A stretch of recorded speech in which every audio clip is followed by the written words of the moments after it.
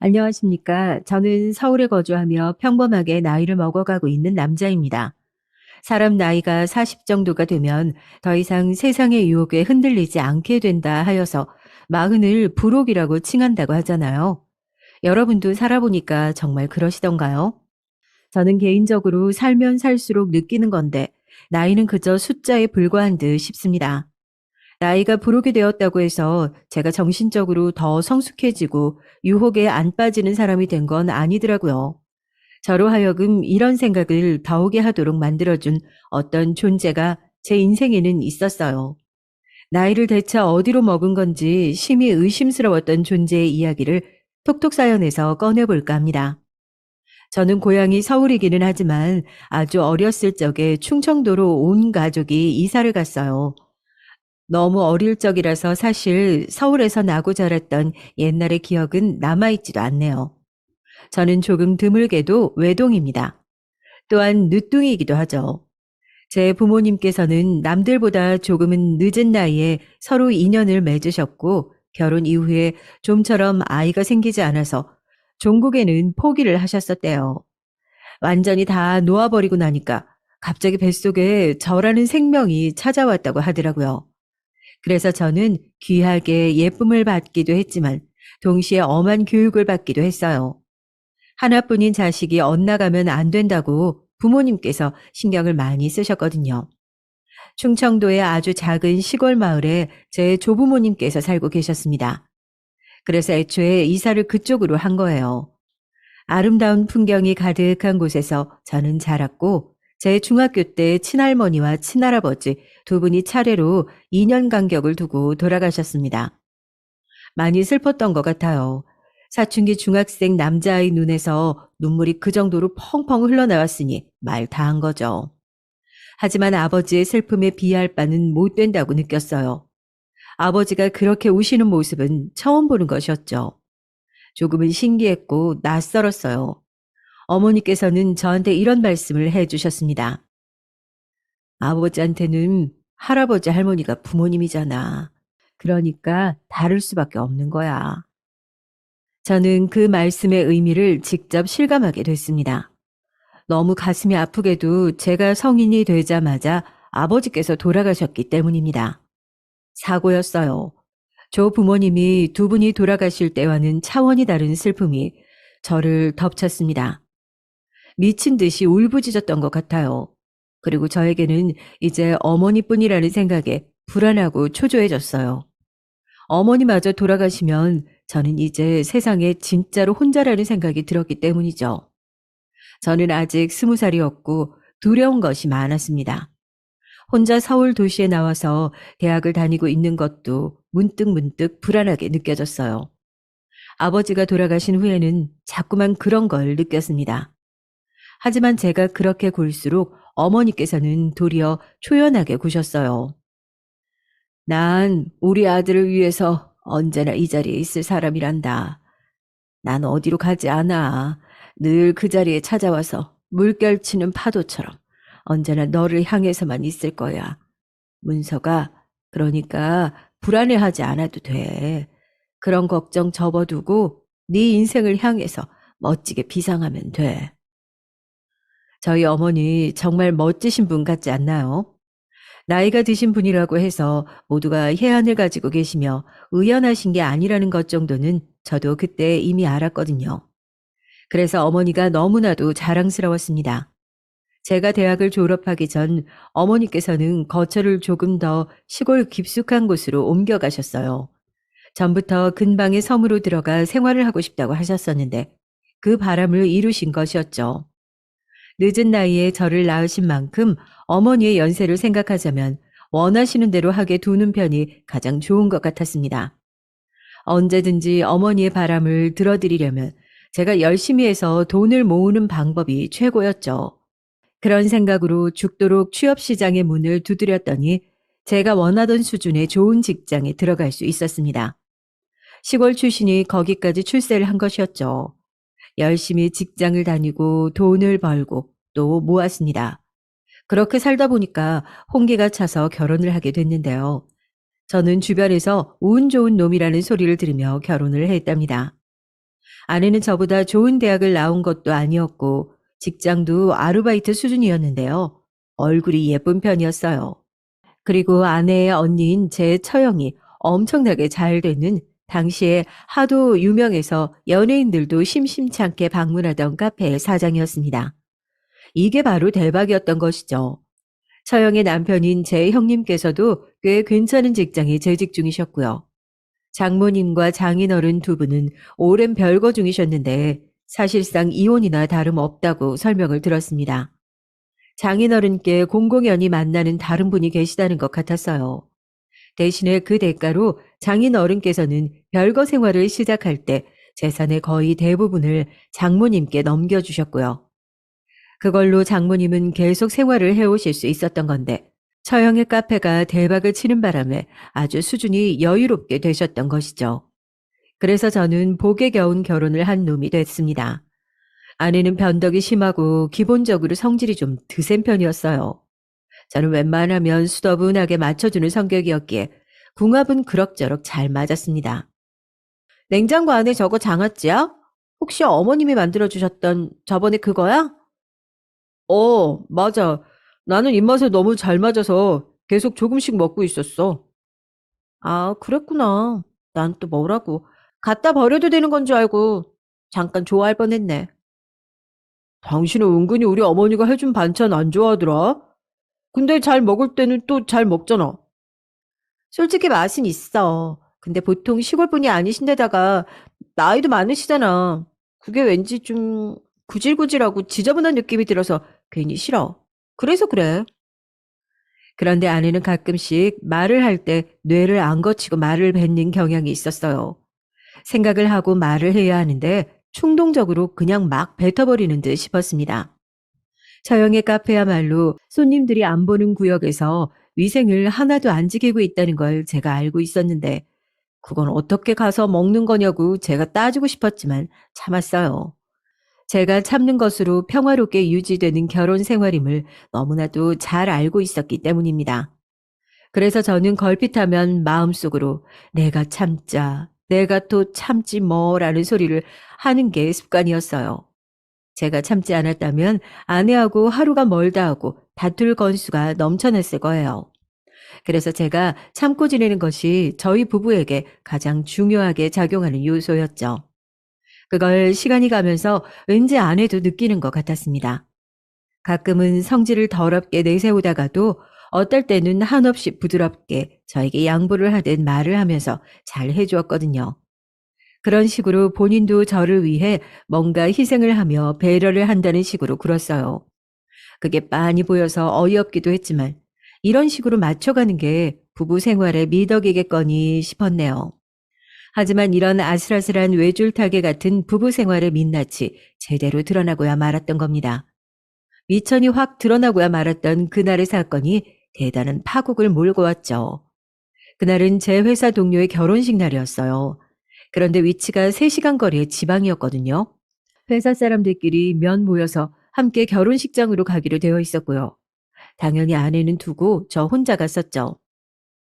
주말인데 당신은 혹시 따로 일정이 있어? 아니, 나 요새 컨디션이 안 좋아서 그냥 쉴까 싶어서. 아무래도 감기 오려나 봐. 그래. 감기 올 것 같으면 미리 병원 갔다 오는 건 어때? 약이라도 처방 받아서 먹어봐. 아우, 됐어. 주말이라서 오전부터 병원에 시끄럽게 오는 애기들 바글바글 거릴 거 생각하면 머리 더 아파. 1시간 기다리고 1분 상담받고 나오느니 안 가는 게 나아. 당신은 내가 혹시라도 당신한테 감기 옮길까봐 그러는 거지? 아니라고는 못하겠다. 당신이 워낙 전적이 여러 번이잖아. 내가 꼭 그렇게 미리 말을 하는데도 감기에 걸려서 나한테 옮기고 나서야 낫더라? 나 계속 회사 일 바쁠 예정이야. 감기 걸리면 끝장이라고. 이번에도 나한테 옮길 작정이면 정중하게 사양할게. 당신 오늘따라 되게 얌체 같다? 얄미워. 나는 아프면 이번에는 우리 엄마한테 나 간호해달라고 할 거야. 당신한테 안 징징거릴 거니까 쓸데없는 걱정 안 해도 돼. 언니네 카페 일손 도와줘. 조카들 돌봐줘. 아주 우리 엄마 그쪽에만 신경 쓰느라 정신이 없으시니까. 나도 오래간만에 우리 엄마의 관심을 온전히 받으면 좋지? 나도 우리 엄마 딸인데 하여간 언니한테만 너무 집중되어 있어.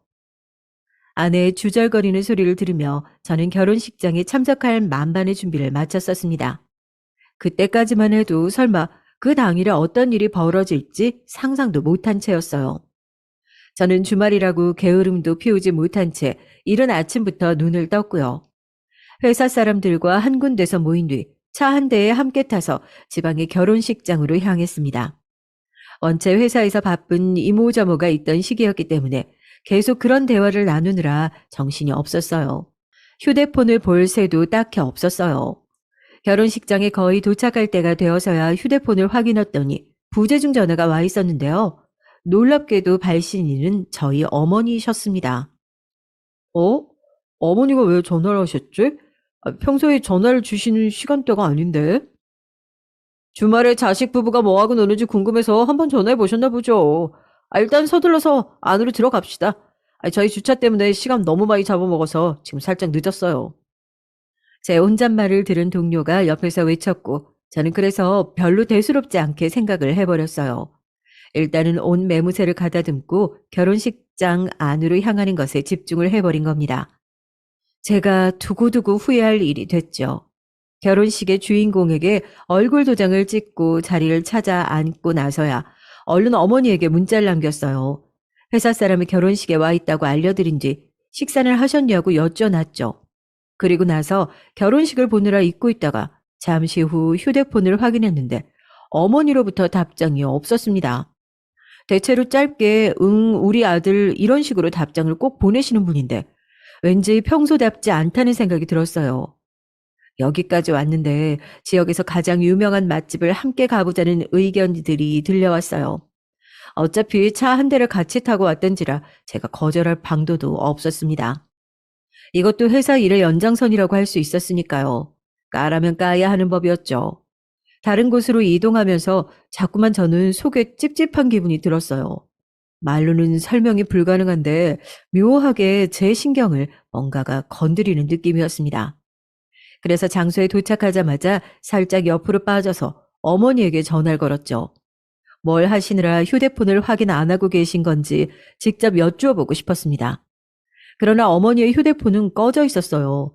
전원이 꺼져 있다는 안내 음성이 들려온 순간 왠지 심장이 철렁 내려앉는 것만 같았어요. 저는 아내에게 문자를 남겼습니다.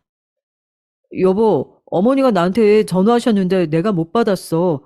지금 전화해보니까 휴대폰이 꺼져 있다고 하네. 혹시 어머니가 당신한테도 연락을 하셨을까? 몇 분이 지나자 아내에게서 답장이 왔는데 아니 연락 없으셨는데 였습니다. 그래서 저는 오히려 별일이 아니라고 생각을 하려고 했었죠. 어쩌다 보니 휴대폰이 꺼져버렸다고 밖에는 설명이 안 됐습니다. 휴대폰의 성능이 안 좋아진 걸 수도 있었고요. 그런 생각을 하면서도 제 표정이 어둡자 회사 사람들이 무슨 일 때문에 그러냐고 물어왔습니다. 저는 이유는 모르겠으나 괜히 어머니 때문에 걱정이 된다고 그랬죠. 멀리 시골 사시고 나이 많으시고 혼자 사시고 이러면 괜히 아무 일 없어도 문득문득 걱정이 되고 그러더라. 다들 똑같아. 근데 대부분은 별일 없는 경우니까. 휴대폰 하나가 드물게 꺼져 있다고 해서 너무 그렇게 신경 쓸 필요 없어. 이따 어련히 연락을 먼저 주시겠지. 그렇겠지? 제가 늦둥이라서 어머니 연세가 많으시다 보니까 쉽게 별별 생각이 다 드네요. 어머니가 건강하게 오래오래만 사셨으면 좋겠어요. 저도 이제 다 큰 어른이 되어서 사회생활 중인데도 어머니 생각만 하면 아직 애 같아요. 어머니가 돌아가시면 허전하고 슬퍼서 저는 안 될 것 같아요. 제가 머쓱하게 답을 하면서 속내를 밝히자 다들 저를 향해 보기와는 다르게 효자 났다고 하면서 반쯤은 놀려댔어요. 그런 분위기에 취해서 저는 걱정이 갑자기 찾아들었던 것처럼 갑자기 모든 걱정을 내려놓고 즐거운 시간을 보냈습니다. 그것이 불효인 줄도 모르고 잘도 그렇게 여유로운 시간을 실컷 보내버렸죠. 서울에 도착한 뒤 대략 30분 정도면 집에 도착할 것 같다고 아내에게 문자를 전송했습니다. 그러고 나서 회사 동료들과 헤어진 뒤 제 차에 올라타던 바로 그때였어요. 걸려온 전화를 무심코 받아든 제가 온몸에 소름이 훅 끼치고 말았습니다. 네, 여보세요? 네? 뭐라고요? 파출소요? 어디 파출소인데요? 저한테 전화를 주셨죠? 네, 어머니요. 제 어머니요. 지금 거기에 정말로 저희 어머니가 와 계시다는 겁니까? 아니, 도대체 이게 갑자기 무슨 일인지. 네, 일단 알겠습니다. 제가 바로 그쪽으로 가겠습니다. 저희 어머니 좀 잘 부탁드릴게요. 전화는 파출소에서 걸려온 것이었는데 들어보니까 그 위치가 저희 부부의 집에서 7km가량 떨어진 곳이었어요. 저는 그곳에 파출소가 있는 줄도 모르고 살았는데요.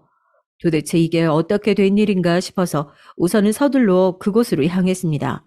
그랬더니 정말로 제 어머니가 그곳에 계시는 게 아니겠어요? 어머니, 저예요. 저 왔어요. 아유, 문서가 우리 아들이 왔니? 아유, 내가 미안하다. 내가 머리가 옳게 안 돌아서 어디로 가야 할지 모르겠고 갑자기 날도 어두워지기 시작하니까 어디가 어딘지 구분이 안 돼서 이리저리 헤매버렸다. 아유, 내가 미안하다. 우리 문석이 나 때문에 고생스러워서 어떡하니? 그런 말씀 마세요, 어머니. 길을 잃으실 수도 있는 거죠. 그런데 딴 데 어디 안 가시고 이렇게 파출소로 오셔서 다행이네요. 이제 겨울이 다 돼서 해 떨어지면 추운데 천만 다행이에요.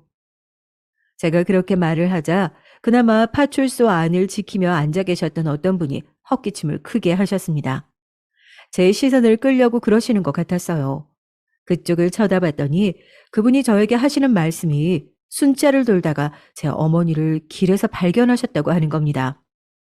딱 봐도 오갈 데 없이 계시는 것 같아서 날도 추운데 어르신이 왜 저러시나 짐을 드신 거 보니까 어디 시골에서 올라오신 것 같기도 해서 일단 제가 이쪽으로 모시고 들어온 거죠. 아, 저희 어머니가 직접 파출소로 찾아오신 게 아니었어요. 그럼 저희 어머니를 도와주신 거네요. 정말 감사합니다. 덕분에 화를 면했어요. 저희 어머니가 엄청 멀리 사시는 분이라 오늘 먼 길을 오신 건데 도와주지 않으셨다면 너무 힘드셨을 겁니다. 놀란 저는 얼른 그쪽에 대고 인사를 올렸어요. 그러고 나니까 이제 의문이 하나씩 둘씩 저를 찾아오더라고요. 어머니께서는 면목 없으시다는 듯 고개를 떨구시며 연신 한숨을 내쉬고 계셨어요. 품에 보따리를 꼭 들고 계셨는데 안을 살펴보지 않아도 자식 부부 주려고 먹을 것을 바리바리 챙겨오셨다는 걸 알 수 있었습니다. 어머니, 이제 해도 일찍 빠지는데 연락도 없이 오늘 이렇게 서울로 올라오실 생각을 하셨어요. 아유, 원래 오늘 오려고 며칠 전부터 난 정해놨는데, 너희들한테 연락하는 걸 계속 깜빡했지 뭐냐. 어제는 내가 너희들한테 연락했다고 착각을 했단다. 내가 늙으니까 이런 식으로 노망이 나나 봐. 아유, 이래서 늙으면 적당히 그만 살아야 되는데, 괜히 우리 문석이한테 걱정이나 끼치고, 나 진짜 왜 이러는지 모르겠다. 어머니, 나이 들면 깜빡깜빡 하실 수 있는 거죠. 괜찮아요. 너무 자책하지 마세요. 오늘 오시는 것 때문에 오전에 저한테 전화 주셨던 거예요? 제가 지방에 결혼식 다녀오느라 정신이 없어서 전화를 못 받았어요. 그 후에 전화를 드리니까 계속 전화기가 꺼져 있더라고요. 그게 내가 보니까 전화기에 배터리가 다 됐더라고. 나는 이거를 또 집에서 배터리를 다 채워가지고 나왔다고 착각을 했다. 그러니 미칠 노릇이지. 아유, 이 노망난 걸 어떡하면 좋으냐. 어머니께서는 자책의 한숨을 내쉬시는데 가만히 보니까 몸이 잘게 떨리는 모양이 보였어요. 파출소 내부는 따뜻한 편이었지만 추워하시는 것 같아서 얼른 제가 외투를 벗어서 어깨에 둘러드렸습니다. 품에 안고 계시는 보따리를 제가 챙기려고 했는데 한사코 당신께서 들겠다고 하셔서 가슴이 뭉클해졌죠. 어머니, 그래서 저희 집에도 아직 못 가시고 길에만 계시다가 여기까지 오신 거예요? 그럼 길에서 시간을 너무 많이 보내신 것 같은데 얼른 저랑 같이 저희 집에 가요. 가서 따뜻한 보리차 한 잔 드릴게요. 과일도 있으니까요. 그거 드시고 기운 좀 나실 거예요. 얼른 가요, 어머니. 문서가, 우리 아들, 너는 이 늙은 애미가 미리 연락하지 않고 불쑥 이렇게 찾아와서 파출소에서 연락 오게 만들었는데 괜찮어? 내가 걸리적거리고 좀 믿고 그러지? 네? 어머니, 무슨 말씀을 그렇게 하세요? 절대 그럴 리가 없잖아요. 와주신 것만으로도 너무 감사하고 좋은데 오시는 길이 너무 고생스러우니까 그게 마음이 아플 뿐이에요. 어머니, 그런 소리 하지 마시고 저랑 얼른 저희 집에나 가십시다. 얼른요. 저는 어머니께서 왜 유달리 감정적으로 구시나 싶었어요. 컨디션이 안 좋아서 그러신 것으로 생각을 하며 어머니를 얼른 저희 집으로 모시려고 하던 바로 그때였어요. 나는 안 가련다. 나 거기로는 안 갈란다. 어머니, 아니, 저희 집에 오시려고 서울까지 올라오신 거잖아요. 그런데 갑자기 왜 안 간다고 하세요? 혹시 왜 그러시는 건지 제가 여쭤봐도 돼요? 집에는 어머니 있잖아. 네? 아마 그렇겠죠. 당연히 있을 거예요. 제가 오늘따라 정신이 없어서 지금 한참 연락은 못 해봤는데 아마 집에 있을 겁니다. 그리고 사돈도 계시잖아. 사돈이라뇨? 누구요? 혹시 저희 장모님인가요? 그러자 어머니께서 고개를 끄덕끄덕 하셨습니다. 저는 아내가 감기 기운이 좀 있어서 아무래도 그것 때문에 장모님께서 와보셨구나 하는 생각을 했어요. 근데 뭔가 이상하더라고요. 근데 어머니가 그걸 어떻게 아세요? 왜 모르겠냐. 너희 집으로 가봤다가 들어갈 방도가 없어서 뭐 마려운 강아지 마냥 바깥을 왔다 갔다 이리저리 한참 서성이다가 그냥 발길을 돌렸는데 내가 그러고 나서 여기까지 왔는데 너희 집에 누가 있는지 내가 어떻게 모르겠니? 나이 지긋하게 드신 어머니의 떨리는 목소리를 들으면서 저는 온몸에 피가 차갑게 식는 감각을 느꼈어요. 어머니께서 저희 집에 다녀오셨답니다. 그런데 못 들어가셨답니다. 문 밖에서 한참을 서성거리시다가 결국은 포기하시고 돌아서셨고 정처 없이 길을 헤매다가 파출소까지 오신 것이랍니다.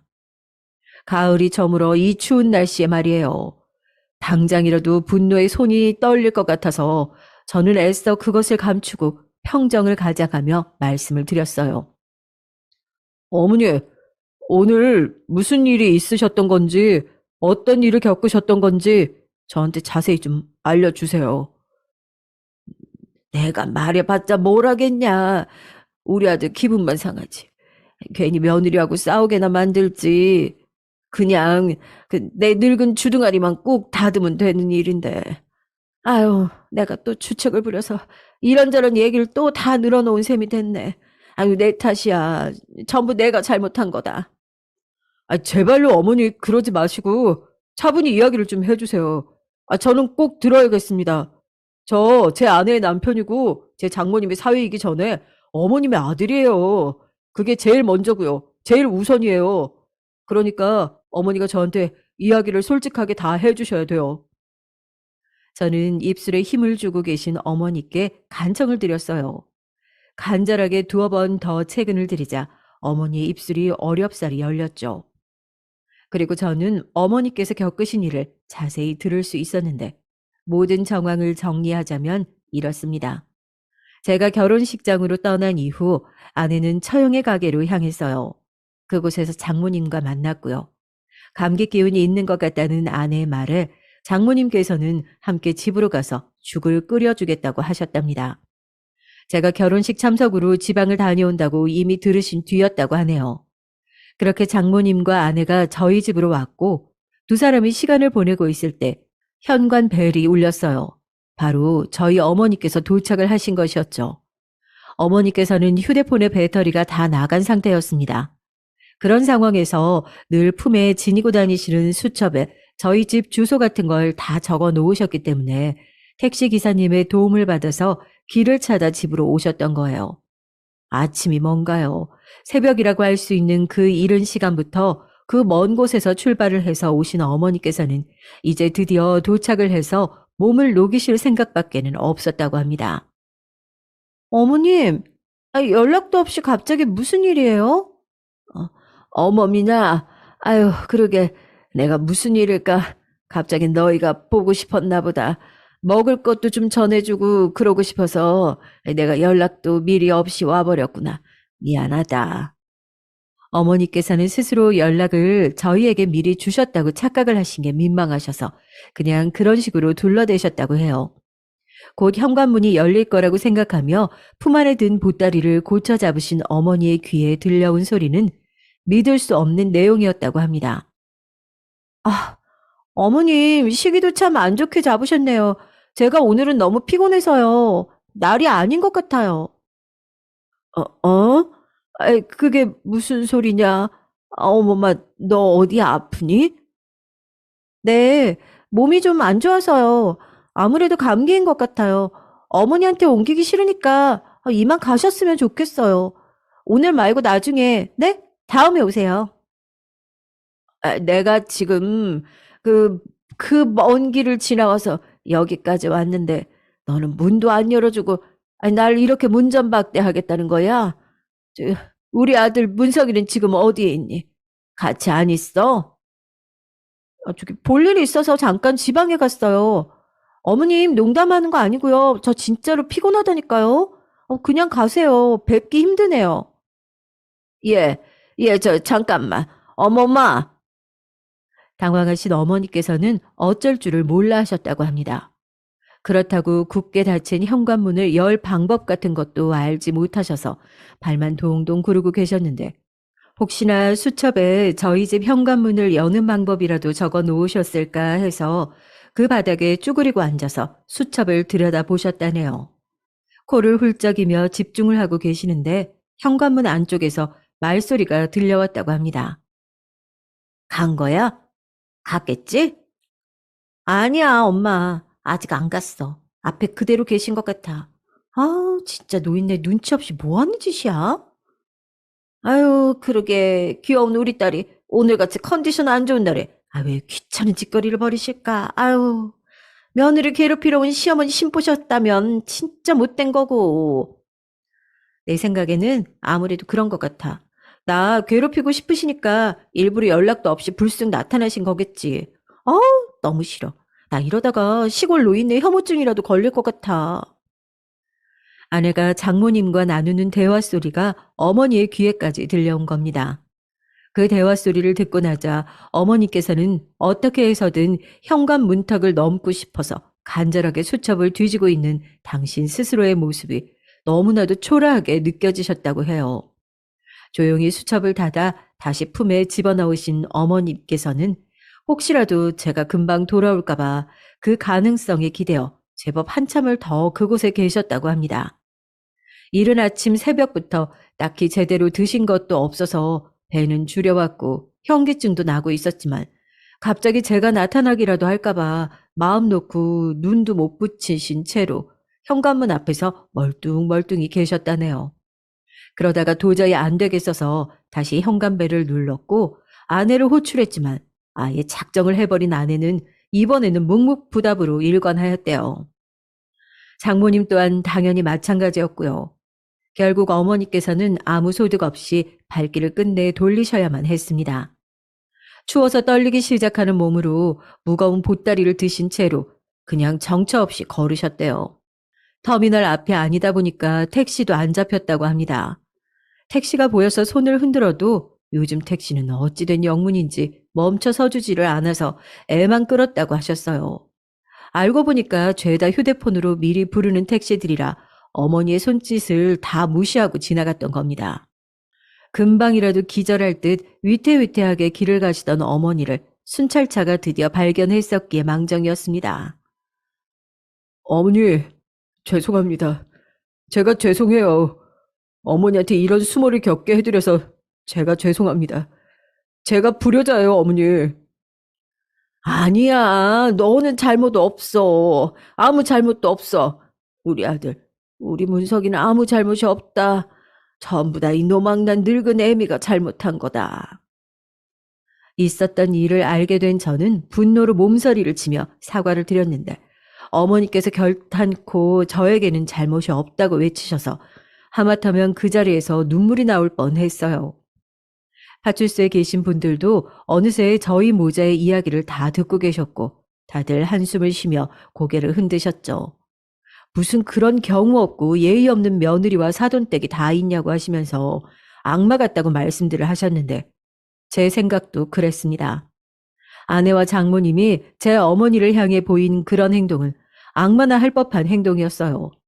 저는 분노를 삼키며 우선 어머니를 가깝고 좋은 호텔로 모셨습니다. 집으로 모시고 싶었지만 어머니께서 눈치를 보고 불편해하실 것 같아서 오늘은 안 그러는 게 차라리 나을 것 같았어요.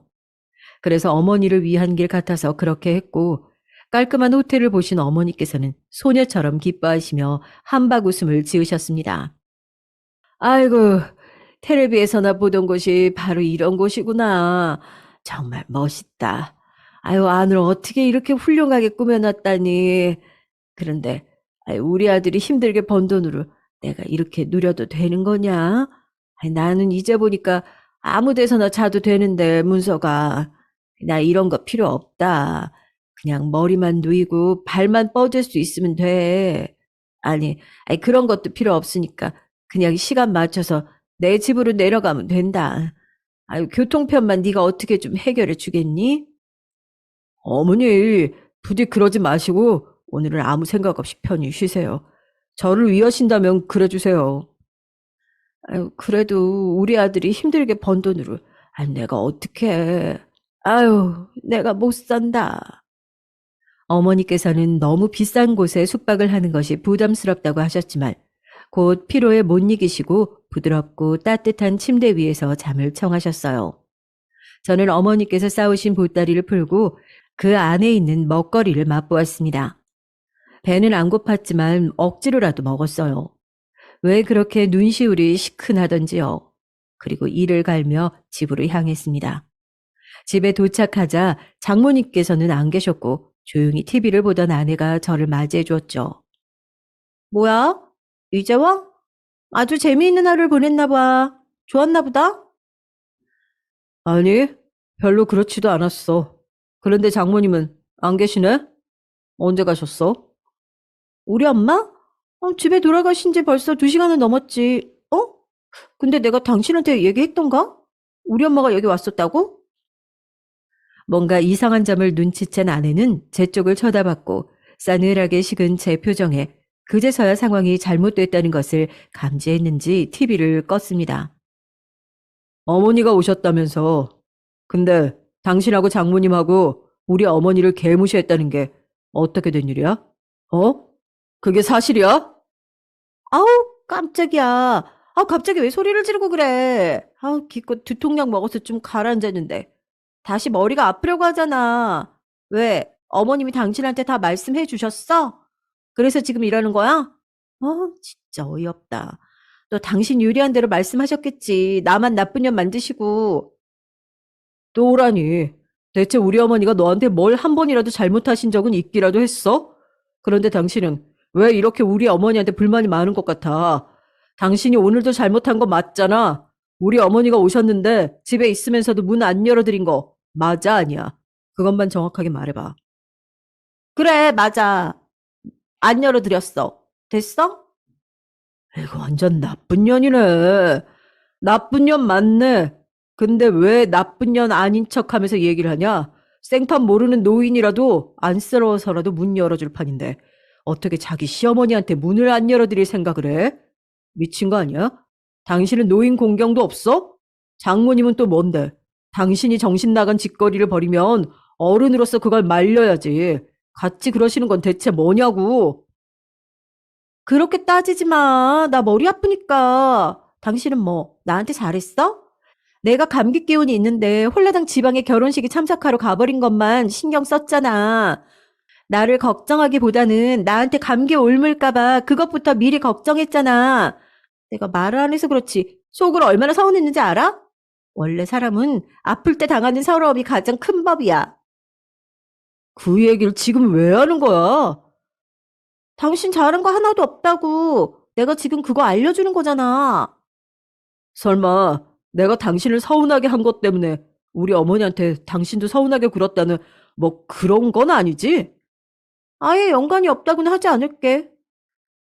아내의 시큰둥한 대답에 제 심장이 미친 듯이 뛰기 시작했어요. 그것은 주체할 수 없을 정도로 날뛰는 분노로 인한 것이었습니다.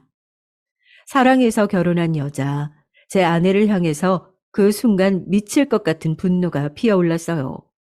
어떻게 그따위 이유 때문에 노인을 문전박대할 수가 있다는 겁니까? 그것도 머나먼 길을 달려온 사람에게 그토록 냉정한 거절을 어떻게 할 수 있다는 건지 저는 도저히 납득도 이해도 가지 않았어요. 당신 지금 아무래도 머리가 어떻게 된 것 같은데 다 됐으니까 다 필요 없고 사과해. 진심으로 사과해. 그리고 우리 어머니한테도 날이 밝는 대로 가서 얼굴 뵙고 사과드려. 지금 근처 호텔에 주무시고 계시니까. 뭐? 아우 싫어. 내가 왜 그래야 되는데? 어머님이 호텔에 계신다고? 잘 됐네. 오신 김에 호텔 체험하시게 됐잖아. 섬 시골 깡촌 사시는데 서울의 호텔을 이참에 체험해 보셨으니 내 덕분이네. 어머님은 오히려 좋아하고 계실지도 몰라. 너무 그렇게 당신 생각대로 날 몰아붙이지 말라고. 더 이상 내 인내심 시험하지 마라. 나 지금 너라는 여자한테 질리다 못해서 징그럽다는 생각이 들고 있을 정도니까. 앞으로 개소리 더 뱉을 거라면 신중하게 생각하고 나서 뱉는 게 좋을 거야. 한마디 한마디 뱉을 때마다 그게 나와 이혼하는 지름길이 될 테니까. 사람이 사람에게 실망하고 사랑이 실망으로 인해 식어버리는 것. 생각보다 별거 아니더라고요. 저는 아내의 태도에 따라 언제든 이혼할 수 있다는 결심이 어느새 선 상태였어요. 그리고 아내는 성질을 꺾고 저에게 사과를 하기는커녕 오히려 더 앙칼지게 나왔습니다. 그렇게 나오면 누가 무서워할 줄 알아? 이혼하기 싫다고 내가 울면서 매달리기라도 할 줄 알았어? 나 솔직히 별로 이 결혼 생활 대단한 미련 따위 없어. 그러니까 나한테 그런 식으로 말하지 마. 몇 년 더 살 것 같지도 않은 늙은 모친 때문에 자기 와이프는 뒷전인 남자 나도 별로라고 생각 중이니까. 뭐라고? 몇 년 더 살 것 같지도 않은 늙은 모친? 당신 왜 이렇게 말을 막 해? 원래 개념이 아주 희미한 여자인 건 진작에 알아봤지만 이 정도로 엉망인 징창인 줄 몰랐다. 어차피 우리 이혼하면 내가 아니라 당신이 더 손해인 거 알지? 우리 언니 하나만으로도 당신 같은 거 이겨. 가치가 달라. 그래서 결국은 잘못한 게 하나도 없으시다. 그렇게나 저급한 짓을 벌여놓고도 조금도 사과할 마음이 없으시다. 지금 그렇다는 거지. 나랑 끝까지 어디 한번 해보자는 거지. 해볼 자신 있으면 어디 한번 해봐. 나는 내 잘못이 아예 없다고는 생각하지 않지만 사과할 마음은 별로 없어. 나는 오늘 너무나도 컨디션이 안 좋았고 아까 특히 기분이 나빴어. 내가 그럴 때 하필 찾아오신 어머님도 잘못이 있는 거야. 그런 걸 잘못이라고 표현하는 네가 진정한 미친년이다. 그리고 너 같은 여자와 결혼해서 우리 어머니한테 그런 몹쓸 경험을 안겨드린 나도 참 답이 없는 미친놈이라는 생각이 든다. 이 미친 결혼 생활 조금도 더 하고 싶지 않아졌어. 이혼하자. 당장 갈라서. 뭐? 지금 진심이야? 진짜 웃긴다. 이런 일로 이혼 선언까지 하는 거 너무 황당해. 난 누구보다도 진심이니까 너도 부디 진심으로 나랑 이혼 좀 해줘라. 알았지? 그리고 끝까지 우리 어머니한테 사과 안 하겠다면 나도 다 생각이 있어. 너 가만히 안 둘 거야. 부모가 당한 모욕 앞에서 가만히 있을 수 있는 자식이 세상에 있을까요? 제정신 박힌 자식이라면 가만히 있을 수 없는 게 정상이었어요. 그런데 저는 가만히 안 있기로 했어요. 하지만 아내는 저를 허세 부리는 것으로 보았습니다. 어디 자기와 진짜로 이혼을 할 수 있을지 없을지 보자는 식으로 이혼 도장을 먼저 찍어주더라고요. 저는 망설임 없이 제 공간에 이혼 도장을 찍었습니다. 그러자 그제서야 아내는 놀란 눈치를 보였었죠. 뭐야? 이렇게까지 진심이었어? 저는 처음부터 진심으로 화를 내고 있었는데 아내는 그렇게 여기지 않았던 모양이었죠. 그것조차도 저를 아주 우습게 보고 있었다는 증거 같아서 더욱 싫었습니다. 이혼 성립까지 아직 시간이 남아 있었을 때 장모님께서 난감한 듯 저에게 연락을 해오셨어요. 건서방, 사람 속이 왜 이렇게 좁아? 대뜸 이혼이라니. 장모님께서도 제가 왜 이렇게 나오는지 이유를 분명히 알고 계실 텐데요. 그럼에도 저를 고작 속 좁은 걸로 몰아가시네요. 참 섭섭합니다. 저기 이봐 건서방, 그날은 내가 약간은 제정신이 아니었어. 얼떨결에 실수를 좀 저질렀을 뿐이니까 건서방이 너그럽게 좀 넘어가 주라. 응? 남자가 돼서 그냥 옹졸하게 굴고 그러면 못 써. 모전 여전인가 봅니다. 그 어미의 그 딸인 것 같아요. 제가 얼마나 진지하고 진심인 건지 그런 건 전혀 고려 안 하고 말을 뱉는 게 두 사람이 크게 닮았네요. 이젠 진절머리가 납니다. 그만 겪고 싶어요. 아, 뭐라고? 건서방, 말을 그렇게 하는 건 또 아니지. 아니, 막말로. 서울이나 무슨 대도시에 사는 잘난 사돈도 아니고, 시골 섬마을에서 사는 가는기 먹은 사돈인데, 아유, 그 정도로 대우 좀 해드린 게 뭐 어떻다고, 건서방이 자꾸 이렇게 예민하게 구는 건지. 나는 이해가 안 되네. 예, 이해하지 마세요. 이해해달라고 장모님께 부탁드린 적도 없습니다. 제가 단호하게 말을 하자 장모님께서는 열이 잔뜩 받으셨는지 씩씩대셨어요. 아이고, 우리 집안 같은, 이 정도로 자기 밥줄 잘 챙기면서 사는 집안하고 다시 연을 맺기가 쉬운 줄 알아? 절대 아니니까 권서방이 그때 가서 땅을 치며 후회해도 나는 모르는 일이야. 그러고는 제 입장에서 전혀 아쉽지 않은 이야기를 남기셨죠. 그걸로 끝인 줄 알았는데 그 다음에는 처형께 연락이 왔어요. 귀찮아서 안 받았습니다. 그랬더니 문자를 남기셨더라고요. 내용은 길었지만 요약을 해보자면 이랬어요. 네가 감히 내 동생한테 먼저 이혼을 꺼내? 너 후회할 거야. 지금이라도 반성이 된다면 잘못했다고 빌든가. 이런 내용이었는데요. 어쩜 이렇게 이 집안 사람들은 다 비슷할까 싶어서 헛웃음이 나왔고 덕분에 조금의 미련도 없어졌습니다. 어머니께는 사실 이혼하게 되었다고 바로 말씀은 못 드렸어요. 당신 스스로 자책하실까봐 알리지 않고 진행을 했습니다.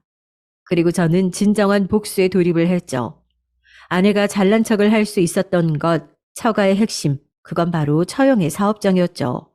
저는 전문 인력을 고용해서 그 카페가 위치한 동네에 소문을 퍼뜨렸어요. 헛소문은 절대 아니었고 진짜 있는 내용의 소문이었죠. 처가 식구들이 얼마나 몰상식하고 폐륜적인지 하는 내용이었습니다. 입소문, 동네 커뮤니티를 통해 퍼뜨리는 소문 등 방법을 가리지 않았어요. 그리고 위생신고, 탈세신고를 넣었죠. 처형이 주먹구구식으로 위생을 관리하면서도 장사 잘 된다고 뻐기고 있는 것 진작에 알고 있었으니까요. 탈세 문제도 당연히 뻔할 뻔짜였고요. 공무원이 출동하자 처형이 별 도리 없이 주저앉았다고 전해지더라고요. 그리고 저는 아내의 조카들, 그러니까 처형의 자식들 앞으로 익명의 편지를 보냈어요. 편지에는 그 아들의 모친인 처형을 비롯해서 장모님과 아내까지 얼마나 악랄한 성품들을 가지고 있는지 다 적혀 있었죠. 제가 아내에게 들어서 알고 있던 처형의 옛날 추악한 과거 일화까지 집어넣었죠. 자라나는 아이들에게 그것은 가히 충격적이고 부모에 대한 신뢰를 잃는 계기가 되었을 거예요. 당신이지. 이거 전부 다 당신이 벌이고 있는 짓들이지? 때마침 나 말고도 네 집안에 앙심을 품고 있는 누군가가 움직였을 수도 있잖아. 나는 모르는 일이니까 나한테 따지지 마. 그래봤자 소용없어. 그리고 우리 이제 남남인 거 알지? 연락이 전혀 달갑지 않으니까 삼가해줬으면 좋겠네. 열받아. 아우, 약올라 미치겠네, 진짜. 지금 우리 엄마 쓰러지셨단 말이야. 우리 언니는 가게 문 닫고 강제로 쉬는 중이고. 이거 어쩔 거야? 그러니까 그걸 왜 나한테 물어봐. 무슨 일인지 몰라도 자업자득인 것 같네. 힘을 내든지 말든지. 아내가 울분에 차서 연락을 했지만 저는 태연하게 반응을 했습니다. 돈을 주고 고용한 전문 인력들이 흔적이 남지 않도록 훌륭하게 움직여주고 있었으니 제가 자백할 이유는 어디에도 없었죠. 그리고 처형의 아이들이 다니는 학교에마저 처가의 만행을 정리한 내용을 남몰래 뿌렸어요. 그 학교에 다니는 다른 아이들, 선생님들까지 다 보게 됐고 학부모님들의 귀에 금세 들어가게 되어서 소문은 걷잡을 수 없이 안 좋게 퍼져만 갔습니다. 제가 어머니께서 당하신 모욕을 도저히 참을 수가 없었듯 부모 마음이라는 게 그랬을 겁니다. 다른 건 어찌되었든 자식에게 끼치는 피해는 도저히 참을 수가 없는 것이죠. 처형은 난리가 났고 장사고 뭐고 간에 다 때려치우고 자식들을 데리고 이사를 가버렸어요. 그게 최우선이었던 겁니다. 그러면서 부부싸움도 심하게 벌인 모양이었고요. 저는 아내의 모든 지인들에게 저희 부부가 어쩌다 이혼을 하게 됐는지 내용을 적어서 익명의 이메일을 보냈습니다. 그 효과는 천천히 퍼져갔죠. 이건 사회적으로 완전히 나를 매장하는 거잖아. 우리 가족들 완전히 피말려서 죽게 만들려는 거잖아. 해도 해도 너무한 거 아니야? 이런데도 당신 짓이 아니라고 잡았대? 난 대답해줄 말이 없으니까 연락하지 말라고 했을 텐데. 내가, 내가 잘못했어.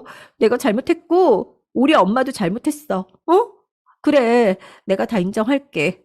그때 내가 너무 개념이 없었고, 싸가지가 없었던 것 같아. 죽을 죄를 졌어. 다 인정하고 반성하니까, 제발 좀 그만해. 이러다가 사람 죽겠다고. 정신이 나가버린 것처럼 넋이 나가 짓거리던 아내는 오열에 이르렀어요. 장모님께서는 진작에 알아놓으신 지 꽤 된 참이었죠. 멀쩡히 잘 굴러가던 일상이 처참하게 박살이 나버렸으니 도저히 생활하기 힘드셨을 겁니다. 저는 아내의 오열 섞인 사과를 듣고 모른 척 끊어버렸지만 이쯤 하면 일단은 됐다 싶어서 아내의 번호를 그제서야 차단했어요.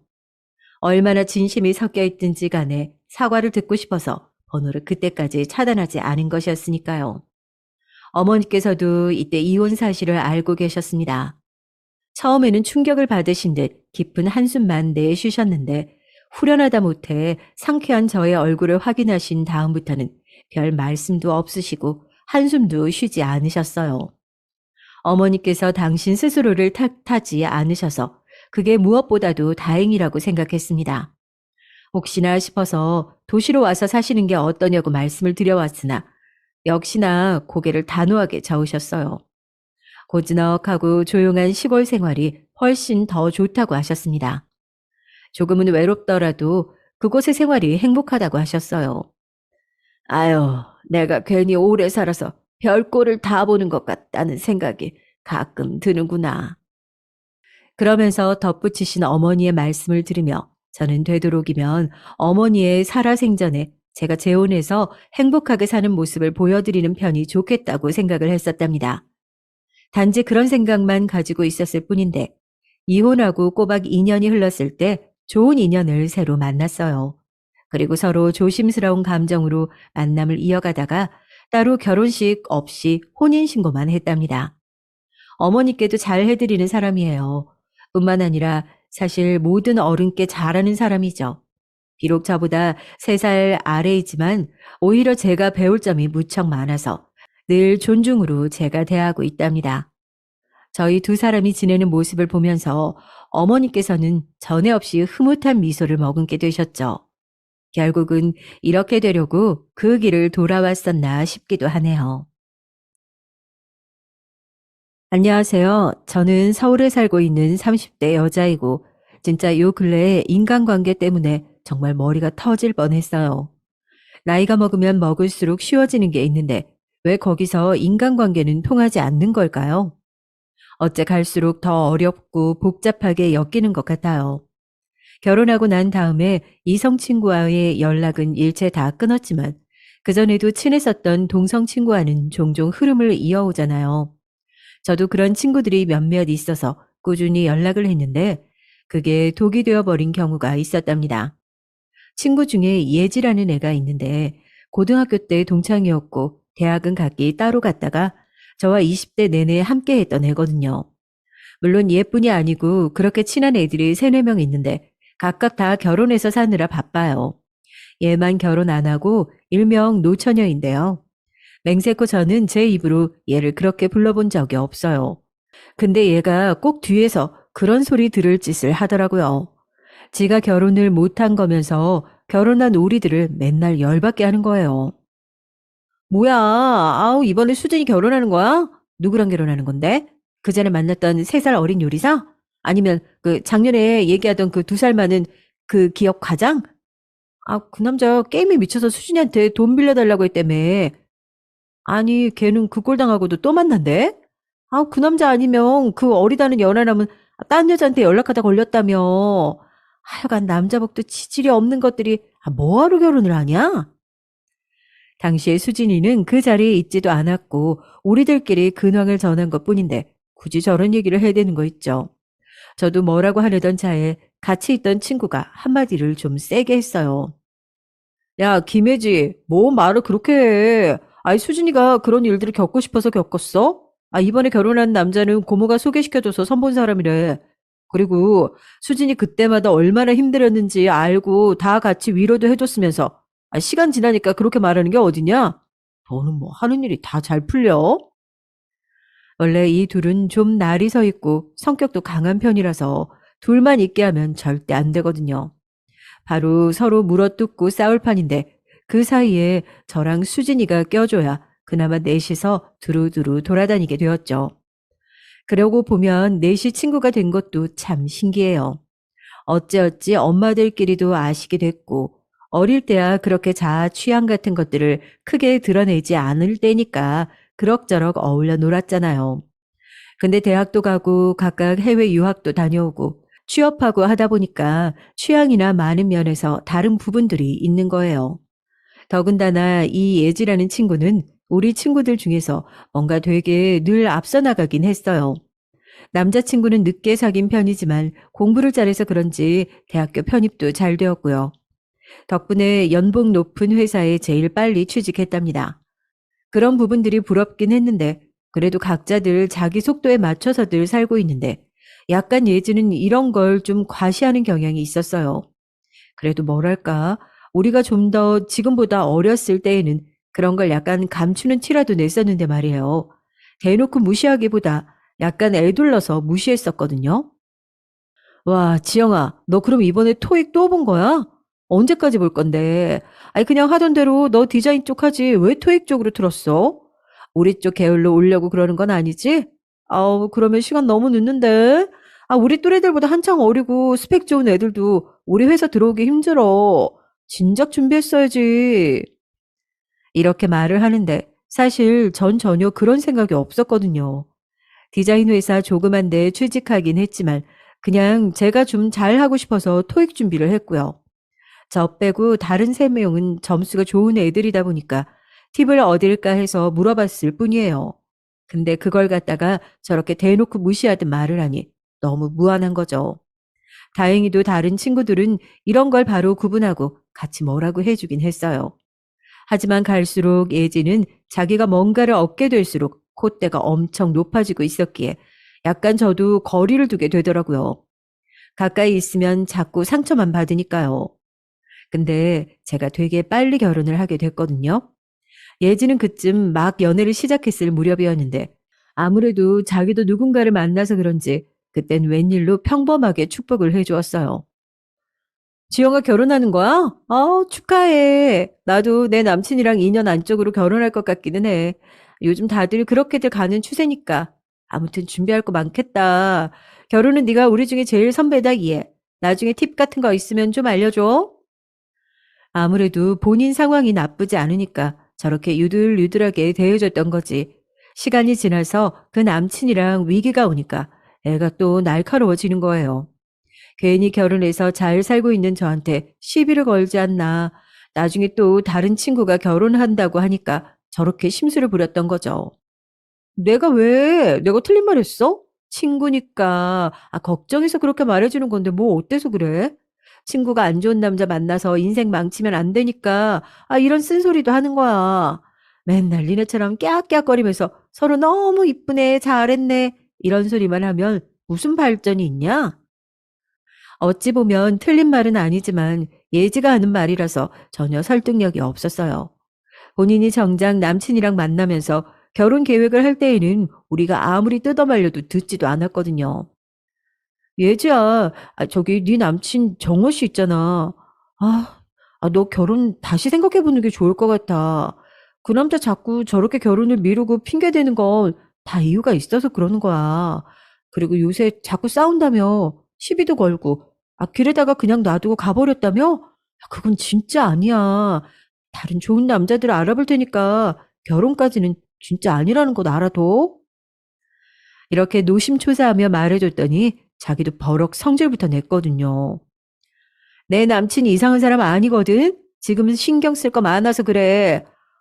내가 싸운 얘기 괜히 해가지고 니네들한테 쓸데없는 걱정을 다 듣네 진짜. 솔직히 말해봐. 내 진짜 걱정해서 하는 말 맞아? 계속 정호 씨 직장이 수상하다느니 어쩌느니 자꾸 의심하는 말만 하고 내가 니들 남편들 갖고 그러면 기분 좋아? 기분 좋냐고. 하지만 아니나 다를까 예지 고자존심에 저희한테 직접 말해오지는 않았지만요. 제 지인 중 또 예지를 아는 사람이 있거든요. 같은 업계 사람이라서 아는데 들려오는 소문을 보니 결국 우리의 염려가 맞았더라고요. 그거 알아? 예지 씨 남자친구 있잖아. 송정호 씨. 하여간 비밀이 많고 되게 숨기는 거 많은 사람이긴 해. 역시는 역시더라고. 이번에 사기치고 잠적했나 봐. 그 정도 금액 갖고 잠수 타버릴 정도면 아내도 모르쇠 할 판에 여친 따위야 알 바가 있겠냐고. 게다가 더 기괴한 얘기는 서로 여친이라고 주장하고 울고 불고 애들이 두어 명이나 더 있었나 봐. 하여간 예지 씨 그렇게 콧대 높은데 자기 인생에 저런 남친은 완전 수치일 거야.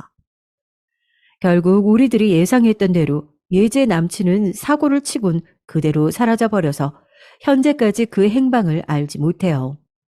그게 벌써 수년 전의 일인 걸 감안하면 그냥 그렇게 마무리 지어 버렸다고 봐야겠죠.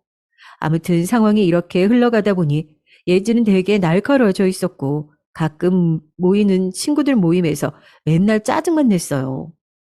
아, 니네들은 왜 자꾸 내가 낄 수 없는 얘기만 해? 니들 결혼한 거 알겠다고. 알겠는데 다 같이 모여서 할 수 있는 얘기만 해야지. 뭐 남편이나 시댁 아니면 할 얘기들 없어? 그리고 결혼해서 시댁 때문에 힘들면 그냥 이혼을 해버리던가. 아, 뭐가 그렇게 꿀려가지고 질질 끌려다니고 바보같이 살아? 성격이 이 모양이다 보니까 저는 그럭저럭 입을 꾹 다물고 있었지만 다른 친구들은 참지 않았어요. 벼르고 있던 친구 한 명이 결국 칼집에서 칼을 뽑더라고요. 야, 김혜지, 적당히 해라. 아, 진짜 네 눈에 우리들이 우스워? 친구라고 받아주고 오냐오냐 하는 것도 한계가 있어. 네 회사 직원들한테는 그렇게 굽신거리면서 우리한테는 그렇게 막말해도 돼? 우리가 무슨 네 종이야? 그럴 거면 앞으로 모임 오지 마. 얘기 못 껴서 짜증나면 오지 말라고. 네 첫 취업 때 1년을 회사 얘기만 하는 걸 참고 들어줬어. 네가 하는 건 하소연이고 우리가 하는 얘기는 소음공해야? 얘가 진짜 아주 웃기는 애네. 아닌 게 아니라 그날 같이 밥 먹던 식당 안에 예진의 회사 사람들이 지나갔거든요. 애가 완전 표정을 싹 바꾸더니 깍듯하게 인사하면서 생글거리더라고요. 우리한테는 계속 미간 찌푸리면서 짜증을 내는 거예요. 둔한 저도 느낄 정도였는데 눈치 빠른 두 친구들은 그런 모습에 유독 더 화가 났었나 봐요. 그런 분위기가 이어지면서 한동안 모임을 쉬게 됐고 시간이 지나니 다들 좀 누그러지긴 했죠. 하지만 선뜻 또 모이기는 쉽지 않았답니다. 저를 제외하고 두 명이 임신을 해서 각각 너무 정신이 없었거든요. 똑같이 결혼을 했다고 해도 애가 있냐 없냐에 따라 다르고 친구들 말로는 애가 있어도 나이가 몇 살이고 터울이 어떻게 되냐, 성별이 어떻고 자시고 하면서 또 화제가 나눠진다 하더군요. 남자들은 결혼해도 인간관계가 크게 바뀌지 않던데 여자들은 직접적으로 뭐랄까 되게 인생을 입체적으로 이리 바꾸고 저리 바꾸면서 살아가는 것 같아요.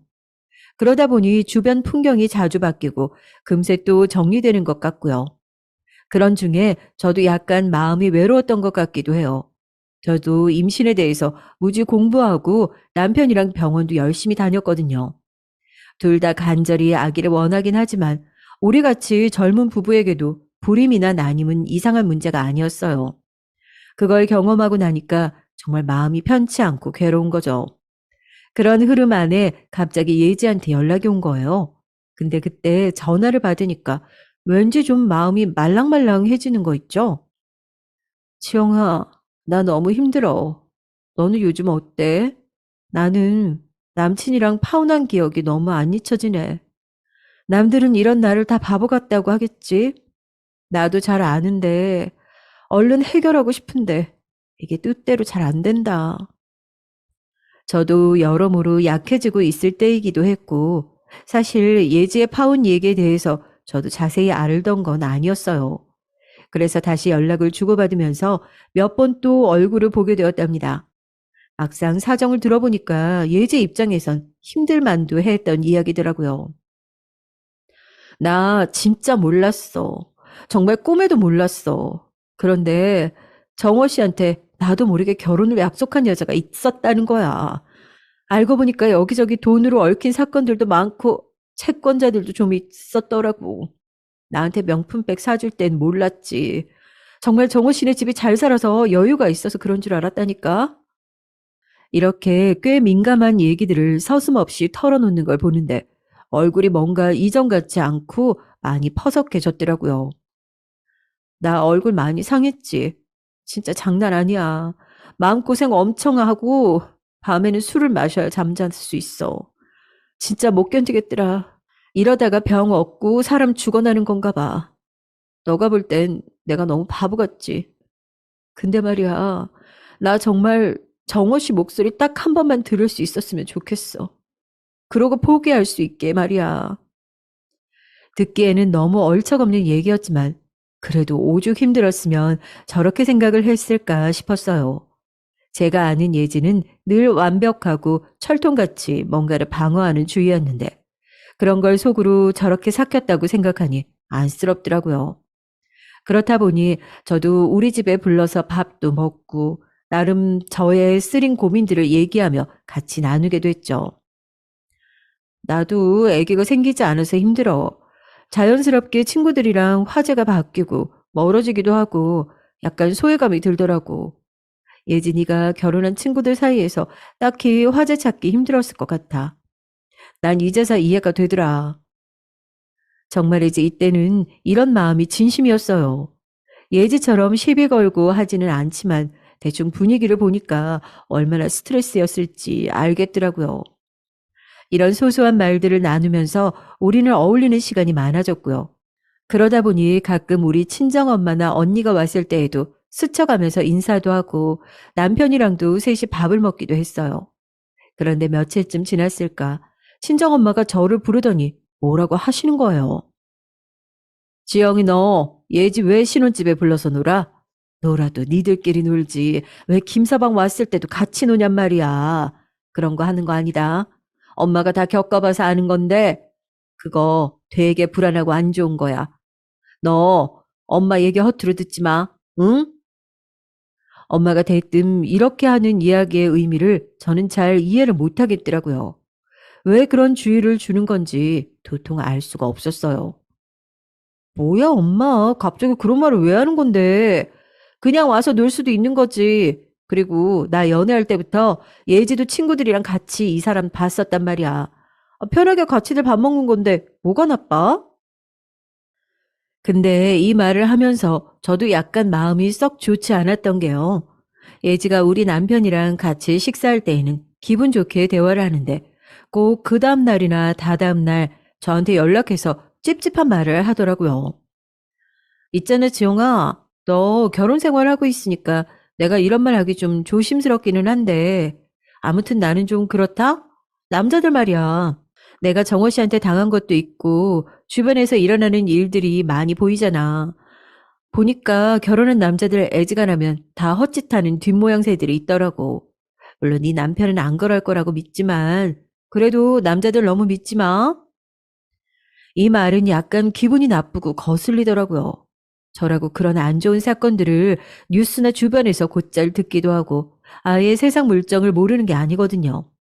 하지만 굳이 그걸 우리 가족이나 남편, 지인에게 이입하고 싶진 않았어요. 정말로 먼 사건이 있지는 않은 이상 말이에요. 그런데 굳이 저런 얘기를 해서 불안감을 주는 예지를 이해할 수가 없었어요. 대충 듣고 넘기긴 했지만 계속 마음 안에 찝찝하게 남더라고요. 아마도 어릴 때부터 제가 얘랑 친했던 걸 알고 있는 엄마 입장에서는 자잘하게 스트레스를 받았던 것도 아니까 그냥 멀리하라고 했나 싶더군요. 그리고 워낙 우리 엄마는 잔소리를 극단적으로 하는 타입이라 일을 보고 10가지 상상해서는 과하게 주의를 주는 편이죠. 그래서 딱히 귀담아 듣지 않았는데 시간이 지나니까 왜 어른들 말 들으라는 건지 정말 뼈저리게 깨닫게 됐습니다. 그때 엄마한테 확실하게 도대체 그걸 무슨 의미로 말하는 거냐고 제대로 물어볼 걸 그랬었나 봐요. 이 시기가 좀 지나서 저랑 예질은 마치 둘 다 뭔가 좀 하자는 의지가 있었기 때문에 같이 헬스를 다니게 됐어요. 병원에서도 저한테 체력이 너무 약하다고 하셨고 예지는 살을 좀 더 빼서 몸을 만들고 싶다고 했었거든요. 그래서 같이 딱 중간 지점이 되는 곳에 헬스장을 예약했고 함께 운동하러 다니게 됐는데요. 우리를 봐주는 트레이너가 있었는데 거의 우리 또래인 듯 보이더라고요. 그런데 그쪽도 싱글인 것 같았고 이상하게 뭔가 가르쳐 줄 때 예지랑 뭔가 사인을 주고받는 듯한 느낌이 드는 거예요. 결혼한 아줌마의 눈치란 요상하게 이런 데서 빨라지는 건지 저는 예지한테 물어봤답니다. 야, 김예지, 너 솔직히 말해봐. 저 트레이너랑 너 뭐 있지? 아까 둘이 스쳐가면서 뭐라고 말 주고받는 것 같던데 그거 내가 쭉 보고 있었더니 저 사람 완전 와라락 놀라는 분위기던데? 둘이 뭔가 감정 있는 거야? 왜 나한테 말을 안 해줘? 아무리 봐도 청춘 남녀가 눈이 적당히 맞아떨어진 듯한 분위기로 시선을 주고받고 있었거든요. 아니라 다를까 얘도 부인은 안 하는 거예요. 아, 그게 영민 씨랑 사귀게 됐거든. 그냥 무던하게 나도 만나고 싶어서 헬스장은 이제 그만 다니려고 해. 지영이 너는 취미 붙였으니까 계속 다니면 되지. 아, 근데 나 한 가지 부탁이 있어. 뭐 여기까지는 좋았고 저도 신기해서 뭔가 막 물어보려던 참에 얘가 대뜸 황당한 말을 하더라고요. 저는 정말 아무것도 모르고 있었는데 말이죠. 있잖아, 다음부터는 트레이너 바꾸는 게 어때? 아니 뭐 너는 결혼했으니까 상관이 없다지만 그래도 뭐랄까 좀 그래. 괜히 좀 그렇잖아. 나랑 사귀는 남자인데 내 지인 운동하는 거 계속 봐주고 신경 쓰는 거 좀 별로여서 말이야. 저야 아무런 상관이 없다지만 본인이 굳이 신경 쓰인다면 어쩔 수 없는 거잖아요. 그래서 저도 그날 좀 생각해 보다가 헬스장에 전화해서 트레이너를 바꿔달라고 했어요. 그래서 그런가 했는데 얼마 후에 얘가 셋이서 대뜸 술을 마시러 가자면서 부르는 거예요. 저도 딱히 안 가기도 좀 그래서 약속을 잡았는데 역시나 예지는 트레이너 옆에 딱 달라붙어 앉아서는 저를 맞은편에 앉게 하더니 엄청 깔깔거리면서 계속 들떠 있는 거예요. 자기가 셋이서 밥 먹고 놀자고 불러놓고는 왜 유독 자리를 저렇게 잡았나 싶더군요. 어쨌든 그렇게 시간을 보내고 있던 사이 얘가 취한 건지 점점 선을 넘는 게 느껴지더라고요. 괜히 가만히 있는 저를 가리키면서 별로 친하지도 않고 잘 아는 사이도 아닌 트레이너 앞에서 망신을 주는 거예요. 야, 지영아, 맞다. 너 쌍꺼풀 수술 어디서 했더라? 그때 너 완전 동네 어느 병원에서 해서 싸게 하지 않았어? 그때 막 80만 원 하던 시절 아니야? 그치? 아니, 이 얘기를 뜬금없이 왜 하나 싶어서 저는 눈을 꿈뻑이면서 한참 쳐다봤어요. 너무 어이가 없어서 쳐다본 건데 얘는 그 사이 쉬지 않고 막 뭘 계속 날려대는 거예요. 근데 얼굴에 뭐 넣고 그러면 시간 지나서 이물감 생기고 좀 이상하지 않아? 너 괜찮았어? 아니, 나도 할까 하는데 나중에 진짜 어중간하게 어딘 괜찮고 여기는 이상하고 그럴까 봐 짜증나. 너 예후가 어떤지 보고 나도 하던지 결정을 해야겠다. 이런 쓰잘데기 없는 소리들만 하고 있길래 점점 짜증이 나더라고요. 일어설까 하려던 차에 그 트레이너가 먼저 일어서는 거예요. 저기, 저는 이만 가볼게요. 그럼 좋은 시간들 되세요. 그러고는 겉옷을 집어들고 훌쩍 나가버리는데 뭔가 분위기가 이상해도 너무 이상한 것 같은 거예요. 솔직히 저도 그 자리에 계속 있고 싶지는 않았지만 얘가 워낙에 너무 취해 보이는 데다 그냥 할 바는 하고 가야 할 것 같아서 다시 자리에 앉았어요. 그게 아니면 남자친구가 된 이 트레이너한테 맡기고 가면 되는데 자기 여친을 저렇게 술에 취한 상태로 내버려 두고 가다니 좀 이상하잖아요. 예지야, 저기 나 이제 그만 갈게.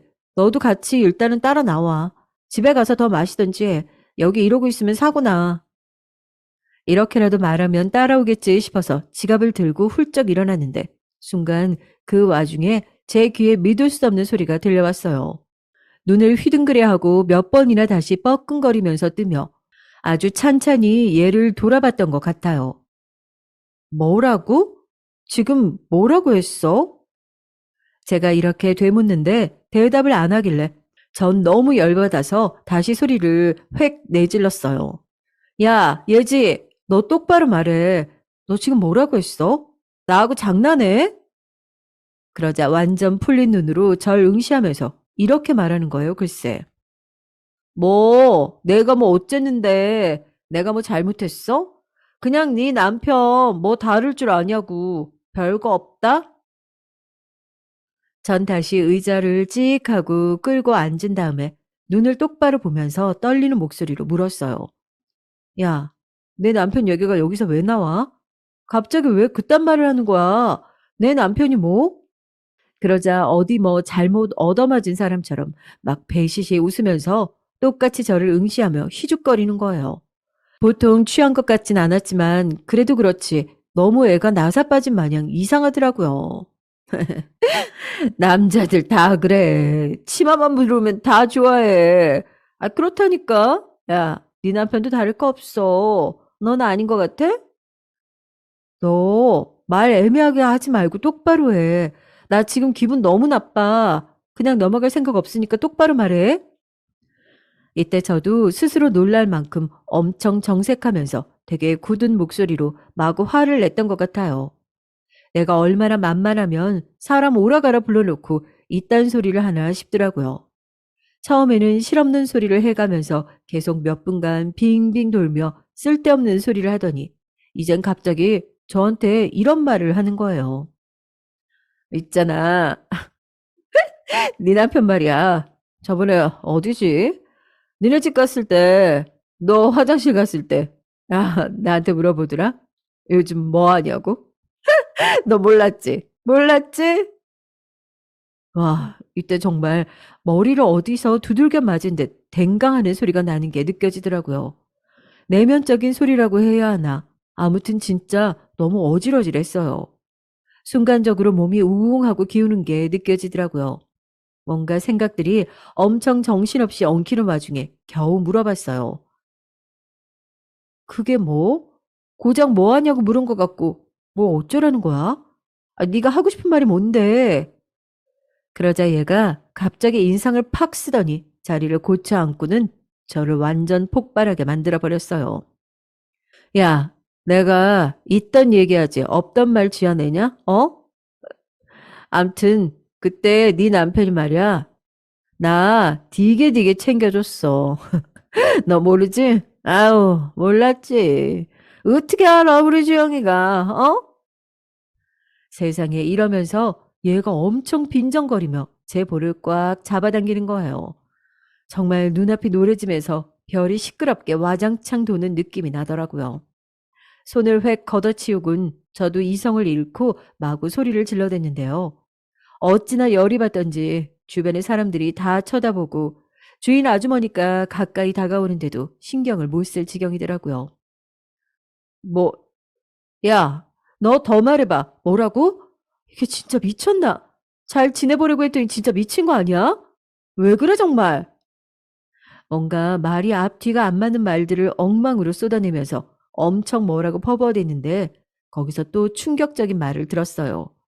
이제는 머리가 좀 아파오면서 도대체 남편과 얘 사이에 뭔 일이 있었는지 감도 안 잡히더라고요.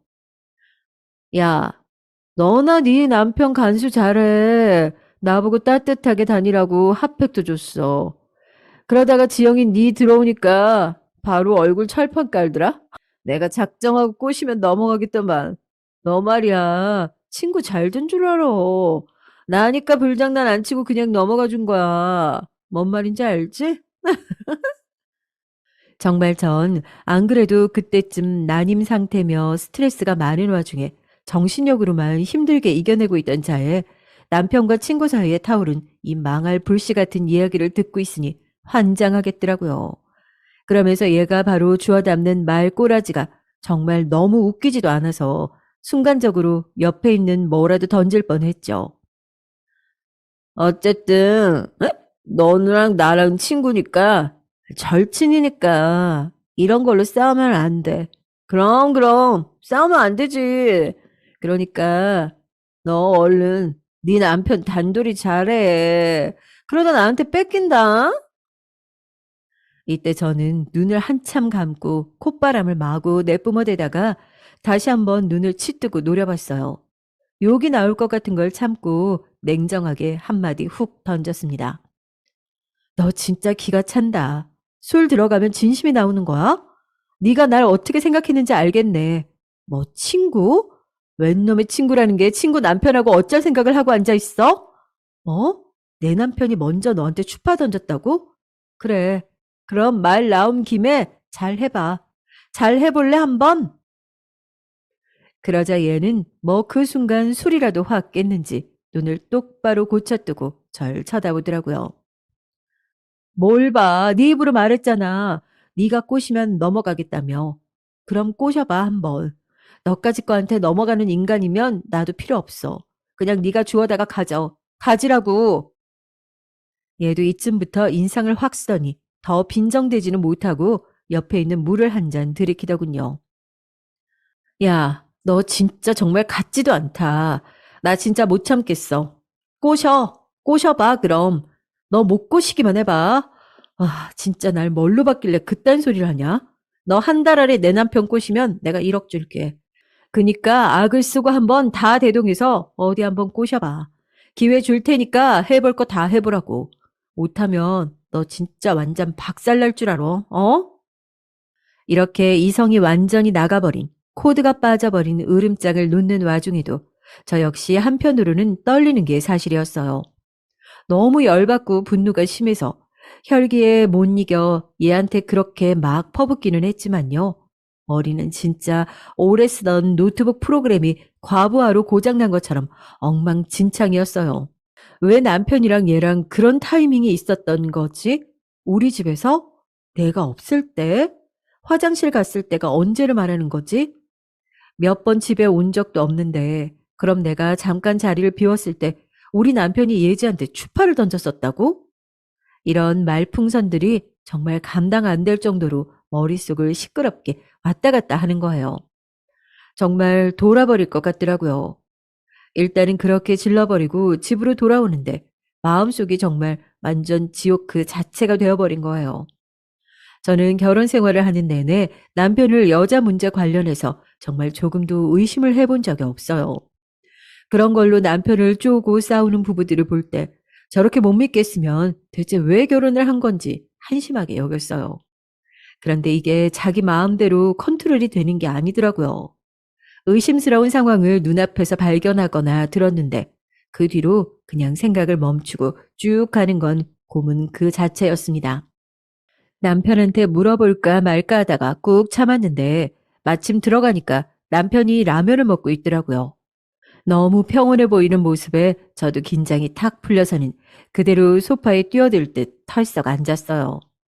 그러자 남편이 오늘 어땠냐, 잘 만나고 왔냐고 물어보는데 괜히 순간 저도 뭔가 집에 오는 내내 잊을 수 없었던 그 이야기가 퍼뜩 치고 올라오는 거예요.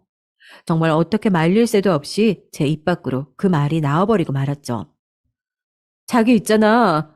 저기 남자들 말이야. 결혼하고 또 딴 생각들 해? 그러니까 딴 여자 보면 예쁘고 좋아 보이는 여자 보면 바람 피우고 싶다거나 만나고 싶다고 생각하냐고. 진짜 뭐 이런 질문이 있는 건지 저도 뭔 말을 하고 있나 싶은 한심한 얘기였어요. 남편은 눈이 휘둥그레지더니 뭐 그런 얘기를 하냐는 거예요. 아, 글쎄. 아, 아직도 가슴이 답답하고 화나 죽겠네. 있잖아, 오늘 예지를 만났는데 나 진짜 믿을 수 없어서 아직도. 근데 저 자신도 좀 이상해진 건지 친구 이름을 입에 올리면서 저도 모르게 남편의 반응을 슬쩍 떠보듯 살피게 된 거예요. 유심히 보니까 얘 이름이 나오자마자 남편은 눈을 막 깜빡깜빡거리는 거죠. 이상하게 거기서부터 아주 안 좋은 예감이 조금씩 올라오기 시작했습니다. 절대 제 입으로 물어보고 싶지 않았던 말을 며칠은 좀 더 생각해 보겠다고 다짐했던 그 말을 그냥 즉시 뱉어버리고 만 거예요. 저기 있잖아. 당신 언제 예지한테 핫팩 준 적 있어? 그 말을 하고 저는 저 스스로도 느껴질 정도로 정말 양쪽 눈에 힘을 가득 싣고 팽팽한 눈 상태로 남편을 쳐다봤던 것 같아요.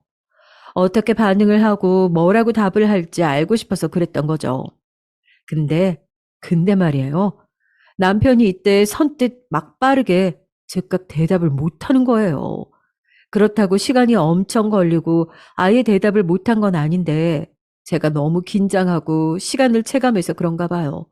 그 몇 초간의 시간이 되게 지루하고 그 사이 남편이 뭔가 딴 생각을 하거나 다른 진실이 있다고 의심될 정도로 길게 느껴지더라고요. 응? 아, 아, 누가? 왜? 이건 누가 봐도 좀 이상한 대답이잖아요. 그랬으면 그런 거고, 아니면 아닌 거지. 이상하게 답을 돌아가는 느낌이 들었죠. 그때 저는 남편을 한참 바라보다가 기분이 너무 우울하고 축축 처지는 느낌이 들었죠. 생전 이런 생각을 해본 적 없이 살아왔는데 왜 저한테 이런 일이 닥친 걸까요? 너무 웃기잖아요. 아무리 친구로 오래 지내왔다지만 그리 좋은 기억은 없었던 애였고, 게다가 다른 모든 친구들이 거리를 둘 때 제가 잘해줬단 말이에요. 그런데 이렇게 덜컥 배신을 당하다니, 그것도 내가 정말 목숨같이 귀하게 생각했던 남편과 엮여서 말이에요. 이후로 남편의 대답을 더 듣고 싶지도 않아서 저는 잔뜩 처진 상태로 안방에 그대로 들어와서 털썩 누웠어요. 남편은 얼른 뒤따라 들어와서는 이런 말을 하는데 그것조차도 너무 말 같지도 않은 변명이더라고요. 저기 예지, 그래, 그 친구 예지 씨가 먼저 핫팩 없냐고 물어봤어. 그래서 내가 선반에 있는 거, 자기도 알잖아, 그 선반에 둔 핫팩들. 나 출근할 때 맨날 가지고 나가는 거. 그거 생각나서 두어 개 챙겨준 거야. 자기 친구니까. 하나만 주기 좀 그러니까. 응? 이 말을 대꾸도 안 하고 그대로 있는 절 보고 남편은 대체 왜 이러냐면서 저에게 뭐라고 하는 거예요. 아, 그게 왜? 핫팩이 왜? 뭐 때문에 이렇게 성이 난 거야? 나한테도 뭘 말할 기회를 줘.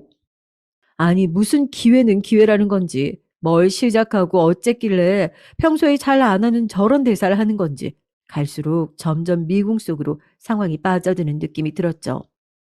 이후로 전 정말 살아도 사는 것 같지 않은 답답한 날들을 보내게 됐습니다.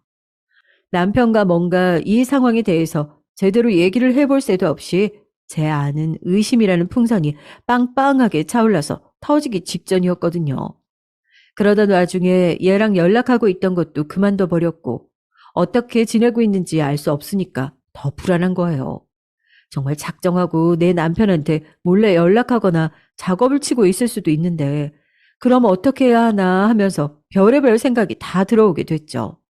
근데 그나마 그 와중에 단톡방으로는 연결이 되어 있었거든요. 친구들 4명이 다 같이 들어가 있던 단톡방은 남아 있었는데 마침 거기에 이제 거의 출산일이 가까워진 친구가 글을 남긴 거예요. 다 같이 만나잖아요.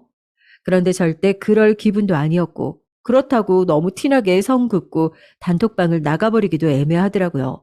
근데 예지 이 기집애가 절 약 올리려고 하는 건지 다짜고짜 자기 얼굴 사진을 올리고 자랑글을 올린 거예요. 나 이번에 관리 좀 받고 얼굴 핀 것 같아. 연애해도 되겠지 얘들아? 이러면서 저를 완전히 싹 무시하듯이 태연하게 웃으면서 글을 남겼더라고요. 결국 이렇게 희죽거리면서 은근히 저한테 빈정대는 내용이 너무 짜증나서 말없이 톡방을 나와버렸죠. 그러니 친구들 하나 둘씩 전화 오고 예지 이 기집애도 간만에 개인적으로 연락이 왔더군요. 야, 너 되게 쫄았나 보다.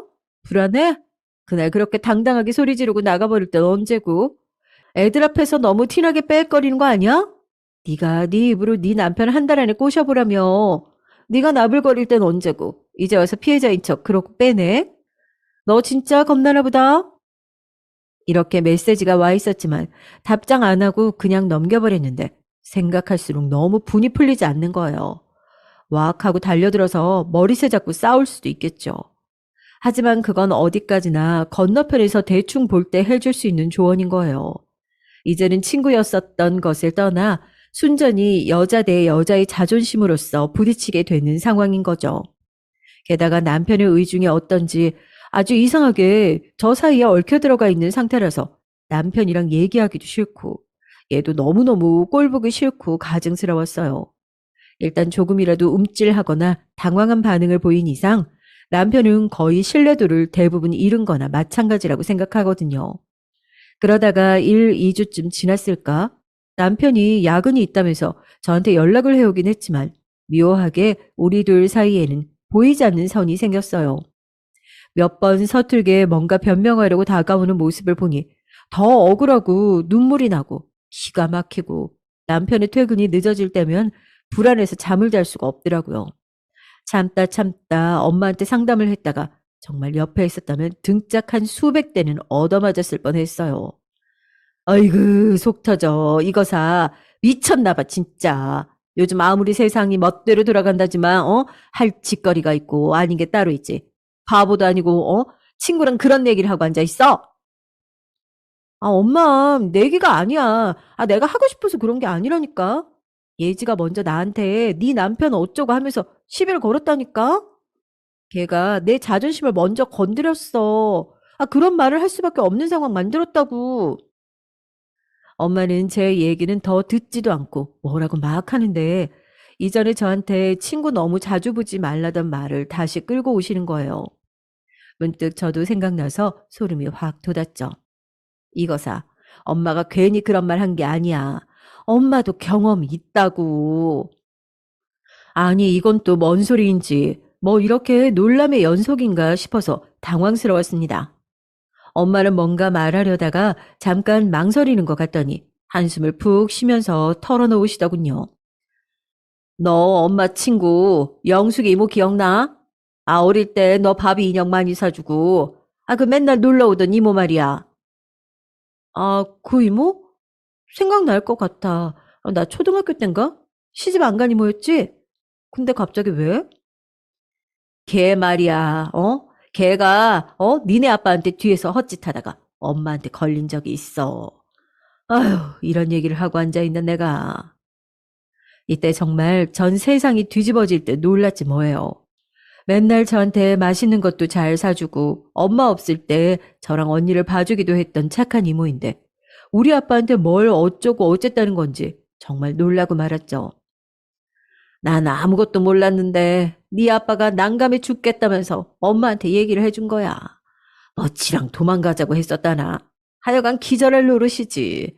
아유, 몇십 년 전 일을 생각하니까 또 가슴에 돌덩이가 꽉 막힌 처럼 화가 올라오네. 정말 놀랄 노자의 이야기였는데 하여간 엄마는 그런 경험이 옛날에 있어서인지 저나 언니한테 은근한 언지를 줬던 것 같아요. 제가 비슷한 꼴을 당했다고 하니까 더 어이가 없고 기가 막혔을 테고요. 헌데 그건 엄마의 이야기고 저는 참 뭔가 싶더라고요. 다행히 아빠가 알려주어서 일단락 되긴 했지만 엄마는 소름이 돋고 화병이 나서 몇 년 그 여운이 길게 갔었다고 해요. 저도 막 속이 미식거리고 잠도 못 자고 만사가 다 우울하고 의욕이 생기지 않더라고요. 애가 안 생겨서 걱정했는데 예지랑 내 남편이 정말 끔찍한 그런 상황이 맞았고 그게 더 확대되는 상황이라면 차라리 이게 다행인 걸까 싶었어요. 결국 저는 남편 얼굴을 보고 싶지도 않고 마주치는 것도 너무 힘들어서 며칠을 친정에서 잤어요. 하지만 이대로 더 길어져도 안 될 것 같아서 저녁쯤 들어갔는데 그때 남편이 거실 불도 안 켠 상태로 소파에 앉아 있더라고요. 그러더니 절 보자마자 되게 무겁게 입을 여는 거예요. 어, 나 할 말이 있어. 잠깐 얘기 좀 하자. 잠깐이면 되니까. 이때 등 뒤로 정말 저 발꿈치 끝에서부터 소름이 쫙 올라붙는 게 느껴졌어요. 저도 머릿속으로 몇 번은 생각했던 부분이긴 하지만 막상 눈앞에서 마주하니까 두려움이 멀미처럼 밀려들더라고요. 제가 예상했던 대로 남편은 이혼을 얘기할 것 같은 분위기가 느껴지는 거예요. 저도 이 상태로 우리가 더 살 수 있을까 싶었지만 그러면서도 두려운 부분들이 많았거든요. 침을 꿀꺽 삼키고 일단 소파에 앉아서 그런 불안함을 조금이라도 떨구고 싶어서 약하게 조명을 켰어요. 그러고 앉아 있는데 제 앞에 남편이 갑자기 뭔가를 쑥 밀더군요. 이거, 이거 한번 봐봐. 아주 어눌한 말투로 조심스러운 눈으로 절 보며 제 쪽으로 밀어준 것은 바로 남편의 핸드폰이었어요. 나 몇 번이나 말을 할까 말까 했어. 아니 근데 네 반응을 보니까 진짜 너무 어렵더라. 어떻게 시작을 하고 마무리를 져야 할지 모르겠어. 순간 이 말을 듣자마자 저는 눈을 뜰 수가 없더라고요. 뭐 때문에 핸드폰을 보라는지 모르겠지만 저에게 꺼내기 괴롭다고 하는 저 화제는 아무래도 이혼일 게 분명해 보였습니다. 저조차도 속으로 맴돌았던 단어인데 이렇게 냉랭한 상태로 몇 줄을 넘기며 보내왔던 남편도 똑같았을 테니까요. 제가 아예 손도 못 대고 있는 걸 보더니 남편은 안 되겠는지 다시 입을 열더라고요. 역시나 예지 이름을 올리면서 그게 주된 원인이 되어 이야기를 시작하는데 진짜 너무 괴롭고 토할 것 같았어요. 그러면서 내가 이걸 왜 마냥 이렇게 피해자가 되어서 두려워해야 하는 건지, 왜 그들의 일탈로 이루어진 이 결말에 나만 당해야 하나 너무 억울하더라고요. 남편은 제 표정을 보며 계속 조심스럽게 말을 이어가는데 듣던 새에 저도 약간 눈을 치켜뜨게 됐어요. 저기 있잖아. 그래, 핫팩 얘기. 뭔가가 좀 뒤죽박죽인데 그게 그 예지 씨, 네 친구 말이야. 너가 뭐라고 받아들일지 모르겠어. 근데 그 핫팩 네 친구분이 뭐라고 했는지 모르겠지만 먼저 나한테 춥다고 좀 빌려달라고 하셨어. 그래서 꺼내준 거야. 이쯤에는 저도 대강 듣느라 흘려들었는데 이후로 남편이 좀 눈으로 직접 보라면서 핸드폰 창을 켜서 주더라고요. 이거 이거 봐봐. 사실 나도 이게 뭔지 참 어떻게 해야 될지 모르겠더라고. 지영이 네 친구니까 너가 힘들 것 같아서 말은 안 했는데 이대로 계속 가면 안 될 것 같아. 좀 봐봐 이거. 이때 남편이 건넨 화면을 보니 카톡 창이 열려 있더라고요. 거기에는 예지의 카톡 메시지 창이었는데 얘가 제 남편한테 진짜로 연락을 한 거예요. 이놈의 기집애 저랑 그렇게 대판 싸우고 부수고 하면서도 서로 칼 갈고 헤어지긴 했지만 진짜 작정하고 연락을 했었더군요. 눈에는 정말 불이 쏟아져 나올 지경으로 그 메시지를 보는데 뭔가 좀 이상한 거예요. 이게 뭐야? 예지, 전부터 오빠한테 연락을 했었어? 남편은 한숨을 푹 쉬면서 앞머리를 쓸어 올리더니 눈을 질끈 감고 고개를 끄덕거리더군요. 대체 그놈의 핫팩이 뭐라고. 아무튼 나한테 고맙다면서 상담할 게 있다는 거야. 남친이랑 헤어져서 힘들다나? 이거 봐, 여기 적혀 있잖아. 그 메시지를 보니 정말 앙큼하고도 아주 간사하게 이런 내용이 적혀 있었어요. 오빠, 저 핫팩 챙겨주셔서 너무 감사해요. 제가 요즘 너무 힘든 때라 좀 상담이 필요해요. 남자 입장에서 조언을 해주셨으면 좋겠는데 혹시 언제 시간 되세요? 제가 회사 근처로 갈게요. 그리고 지영이한테는 벌써 몇 번이나 상담을 했던 내용이라 또 듣기 힘들어 할 거예요. 이번엔 냉정하게 남자 입장에서 얘기 듣고 진짜 맘 먹고 남친을 잊고 포기하고 싶어요. 저 좀 도와주세요. 이걸 보니까 정말 환장하고 미쳐버리겠는 게 날짜랑 시기랑 대충 보니까 저랑 그렇게 싸우기도 전이었던 거예요. 이미 지가 헛짓하고 우리 남편한테 이상한 여지를 풍기면서 이렇게 따로 만날 구실을 잡고 있었던 거죠. 그래놓고 저랑 싸울 때에는 얘가 뭐라고 했었냐면요. 남자들 다를 거 없다. 네 남편도 나한테 추파 던지더라. 이딴 식으로 말을 했던 거잖아요. 심지어 그 아래 바로 남편이 답장을 했더라고요. 이런 내용으로요. 안녕하세요, 예지 씨. 저번에 저희 집에 와서 얘기하실 때 보니까 아직도 많이 힘드셨던 것 같아요. 그런데 제가 일도 많이 바빠서요. 저도 연애 상담할 처지가 못 되고 도움 안 될 것 같아요. 그럼 건강 조심하시고 좋은 하루 되세요. 보니까 제가 아는 남편 성격으로는 최대한으로 거절한 게 맞더라고요. 그런데 이것이 거기에 또 구질구질하게 절대 틈을 안 놔주고 또 뭐라고 보내놨던 거예요. 아이, 오빠 너무 겸손하시다. 오빠 인기가 얼마나 많으신데요. 저도 지영이처럼 자상하고 친구 같은 남편 만나서 결혼하는 게 꿈이에요. 오빠 같은 분한테 상담받으면 저 정말 좋은 연애를 시작할 수 있을 것 같아요. 너무 거절하지 마시고 한 번만 만나주시면 안 돼요? 이렇게 제 남편한테 또 뭐라고 보내놓고선 남편은 너무 당황스럽고 어쩔 줄 몰랐는지 그 뒤로 답장을 안 했더라고요. 희한했던 건 그 이후로는 연락이 더 없고 끊겨 있었습니다. 이게 마지막 메시지더라고요. 얘가 오빠한테 또 연락은 안 했어? 나한텐, 아, 이제서 말하는 건데, 아무튼 나한텐 그랬단 말이야. 오빠가 자기한테 뭐 추파 던졌다나?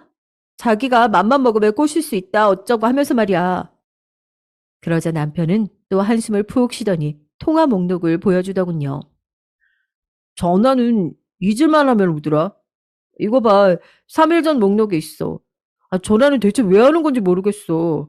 내가 카톡 답장을 안 해서 그런가 봐. 아무튼 지영이 너는 뭔가 의심하는 것 같고, 나는 또 그 예지 씨가 말을 전해준 걸 들어보니까 이거 상황이 완전 엉망진창이더라고. 내가 가운데에 껴서 대체 뭘 하면 좋을지 모르겠는 거야.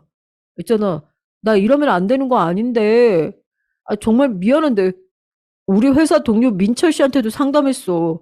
그랬더니 무조건 정석대로 가라고. 하나부터 열까지 다 와이프한테 회계장부 검사받듯이 오픈하라는 거야. 그래서 나도 이렇게 말하게 됐어.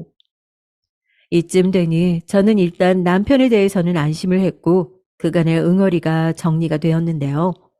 도저히 예지 이것에 대해서는 참을 수가 없는 거예요. 저한테 뭐라고 으름장을 놓기 전부터 이미 헛짓거리를 하고 있었던 데다가 불과 며칠 전까지 계속 전화질을 했었다는 거. 아무리 제가 열받아서 그런 말을 했다지만 실제로 본인도 어찌 해볼 생각이 있었다는 게 기가 막히더라고요. 남편과 더 얘기할 것 없이 저는 곧장 전화를 들고 안방으로 가서 예지에게 전화를 걸었어요. 내내 연락 없다가 대뜸 전화부터 걸려오니 지도 얼른 받더라고요. 전 쉴 새 없이 정말 속사포처럼 조곤조곤 때려 눕혔습니다. 야, 예지야, 너 진짜 가관도 아니더라. 네 눈에 내가 정말 가만히 당하고 있을 것 같아? 어? 너 결혼해서 엄연히 가정 있는 남자 건드려서 상간녀 소송 걸려 볼래? 내가 그거 안 하고 그냥 입 다물고 살아줄까 봐 나한테 그런 으름장 놨어? 입 있으면 말해봐. 그랬더니 얘도 지지 않고 원체 이상한 애였던 걸 까먹기라도 할까 봐 마구마구 막말을 하더라고요. 뭐야 이게 갑자기 전화해서 뭔 소리야? 야, 네가 네 입으로 나불거렸잖아. 지가 지 남자한테 자신 없어서 나한테 으르렁거릴 땐 언제고. 뭐야? 뭔 멍멍이 같은 소리래? 누구 맘대로 내가 상관이야? 이제 어지간히 자신 없어 죽겠으니까 별 거지 같은 소리를 다 하네. 이때 바로 받아치는 제 입에서는 정말 불이 안 나간 게 다행일 정도로 끝없이 이어지는 속사포 같은 말들이 터져 나왔어요. 끝으로 갈수록 지도 꿀리는 게 있어서 그런지 결국은 입을 닫더군요. 너 진짜 골 때린다. 나 지금 남편이 보여준 내역 다 봤는데 너 이거 갖고 내가 소송 걸고 집어넣어 버리면 어쩔래? 법 모르니까 함부로 얘기하는 거 같지? 그래. 그럼 나보다 훨씬 똑똑하니까 이건 네가 알아보고 그걸 안 걸릴 자신 있으면 내가 네 회사에다가 네 카톡 다 프린트해서 뿌려줄까? 야, 그런 짓 하기도 솔직히 너무 눈물 나게 불쌍하다 너. 생각 외로 제가 세게 나오니 정말 일을 저지를까 싶었는지 이때부터 조용해지더군요. 그리고 말이야, 불쌍해서 이 말은 안 하려고 했는데 남편이 너 전화 오는 거 너무 지겹다고 대신 전해달래. 못 믿겠으면 바꿔줄까? 야, 너 진짜 정신 차려. 진짜 어지간히 주변에 남자 없고 매력이 없고 외로워 죽겠으면 네 절친이랍시고 오래 만나주던 친구 남편한테 침을 바르냐? 스스로 비참하지도 않아? 너 그렇게 궁해? 그렇게 비참하고 남자가 없어서 막 못 살고 돌아버릴 지경이야? 아, 진짜 이걸 불쌍해서 어떻게 구제해주지? 세상 천지에 너처럼 신세 박살나고 불쌍한 여자가 어딨어. 얼마나 남자가 궁하면 친구 남친도 아니고 남편한테 태연하게 그런 연락질을 하냐고. 이렇게 말을 하는 저 자체부터가 일단 소름이 끼칠 지경인 거예요. 말을 하면서 더 화가 막 북돋아 오르더군요. 이러고 전화를 끊어버렸지만 생각할수록 예지 이것 때문에 제가 정신적으로 힘든 상태였던 데다가 남편과도 힘들었던 걸 떠올리니 정말 이대로 못 견디겠더라고요. 친구들 한 명씩 만나서 그제서 이런 사정을 풀어두었고요. 친구들은 도저히 견딜 수가 없다며 힘겹게 말을 하더군요. 아, 안 되겠다. 야, 우리 이제 예지랑 인연 다 한 것 같아. 그만하자. 걔는 그냥 인생 알아서 살면 될 것 같아. 전부터 느꼈지만 걔 눈에 우리는 친구도 뭣도 아니야. 그냥 익숙한 자기 시녀들이라고 느꼈던 것 같네. 나 대충 걔한테 이러저러 해서 너랑 이제 그만 보겠다고 말하고 차단해야겠어. 지영이 너만 이번에 얻어 걸린 거지. 수진이랑 나도 그런 일 당하지 말란 법 있어? 그러고 보니까 걔 저래도 내 남편한테 묘하게 친절하게 굴더라고. 아무튼 우리 얘랑 이제 정리하자. 그리하여 친구들도 다 같이 얘와 절교를 하게 됐고, 지도 꼴에 이렇게 될 줄 알았던 건지 절교를 표하는 친구들 연락에 아무런 답을 안 했던 거예요. 나중에 사정을 말하니 우리 엄마는 그간 마음고생한 거며 결혼한 친구 가정 파탄 내려고 했던 거 증거 다 갖고 있으니 집어쳐 넣어버리라고 하는데, 사실 이걸로 뭘 대단한 걸 할 수 있나요? 실제로 남편이랑 이렇게 놀아는 것도 아니고, 한편으론 남편이 이런 부분으로 얼마나 고생을 했을까 싶어서 억울함에 눈물이 나더라고요. 남편도 괜시리 가운데 껴서 숨죽여 지내고, 우리 둘이 너무 의미 없는 싸움과 마음고생을 했던 것 같아서 뒤늦게 눈물이 마구 터져 나왔어요. 쓴 말을 해대고 인연을 끊고 해도 좀처럼 잊혀지질 않고 가슴에 생채기가 크게 남더라고요. 이게 뭐라고 제가 이렇게 통곡하고 오열을 할 일인지. 하여간 다시는 이런 경험은 하고 싶지 않네요. 그 기집애는 주변에 남자 없다고 그렇게 외롭다 해대더니 그나마 주변에 있던 친구인 우리까지 끊어진 셈이 됐네요. 몇 번이나 걔 회사에 퍼뜨리는 거, 걔네 가족한테 알리는 걸 꿈꾸고 있지만 이제 그만 신경을 쓰고 싶지 않아요. 이 글을 쓰고 있는 지금 저희 부부에게 새로운 생명이 찾아왔기 때문에 그냥 이쪽에만 완연하게 몰입하고 싶을 뿐입니다. 남편과도 그 화제에 대해서 서로 얘기를 꺼내지 않고 암묵적으로 더 이상 그 기억에 시달리지 않기로 했거든요. 산다는 건 진짜 힘들었던 일들을 태연하게 덮어두고 흘러가는 시간이라는 강물의 흐름에 빠르게 적응하며 또 새롭게 움직여야 하나 봐요. 일단은 단순하게 너무 많은 걸 생각하지 않고 살아가고 싶네요. 그럼 모두들 건강하세요. 들어주셔서 고맙습니다.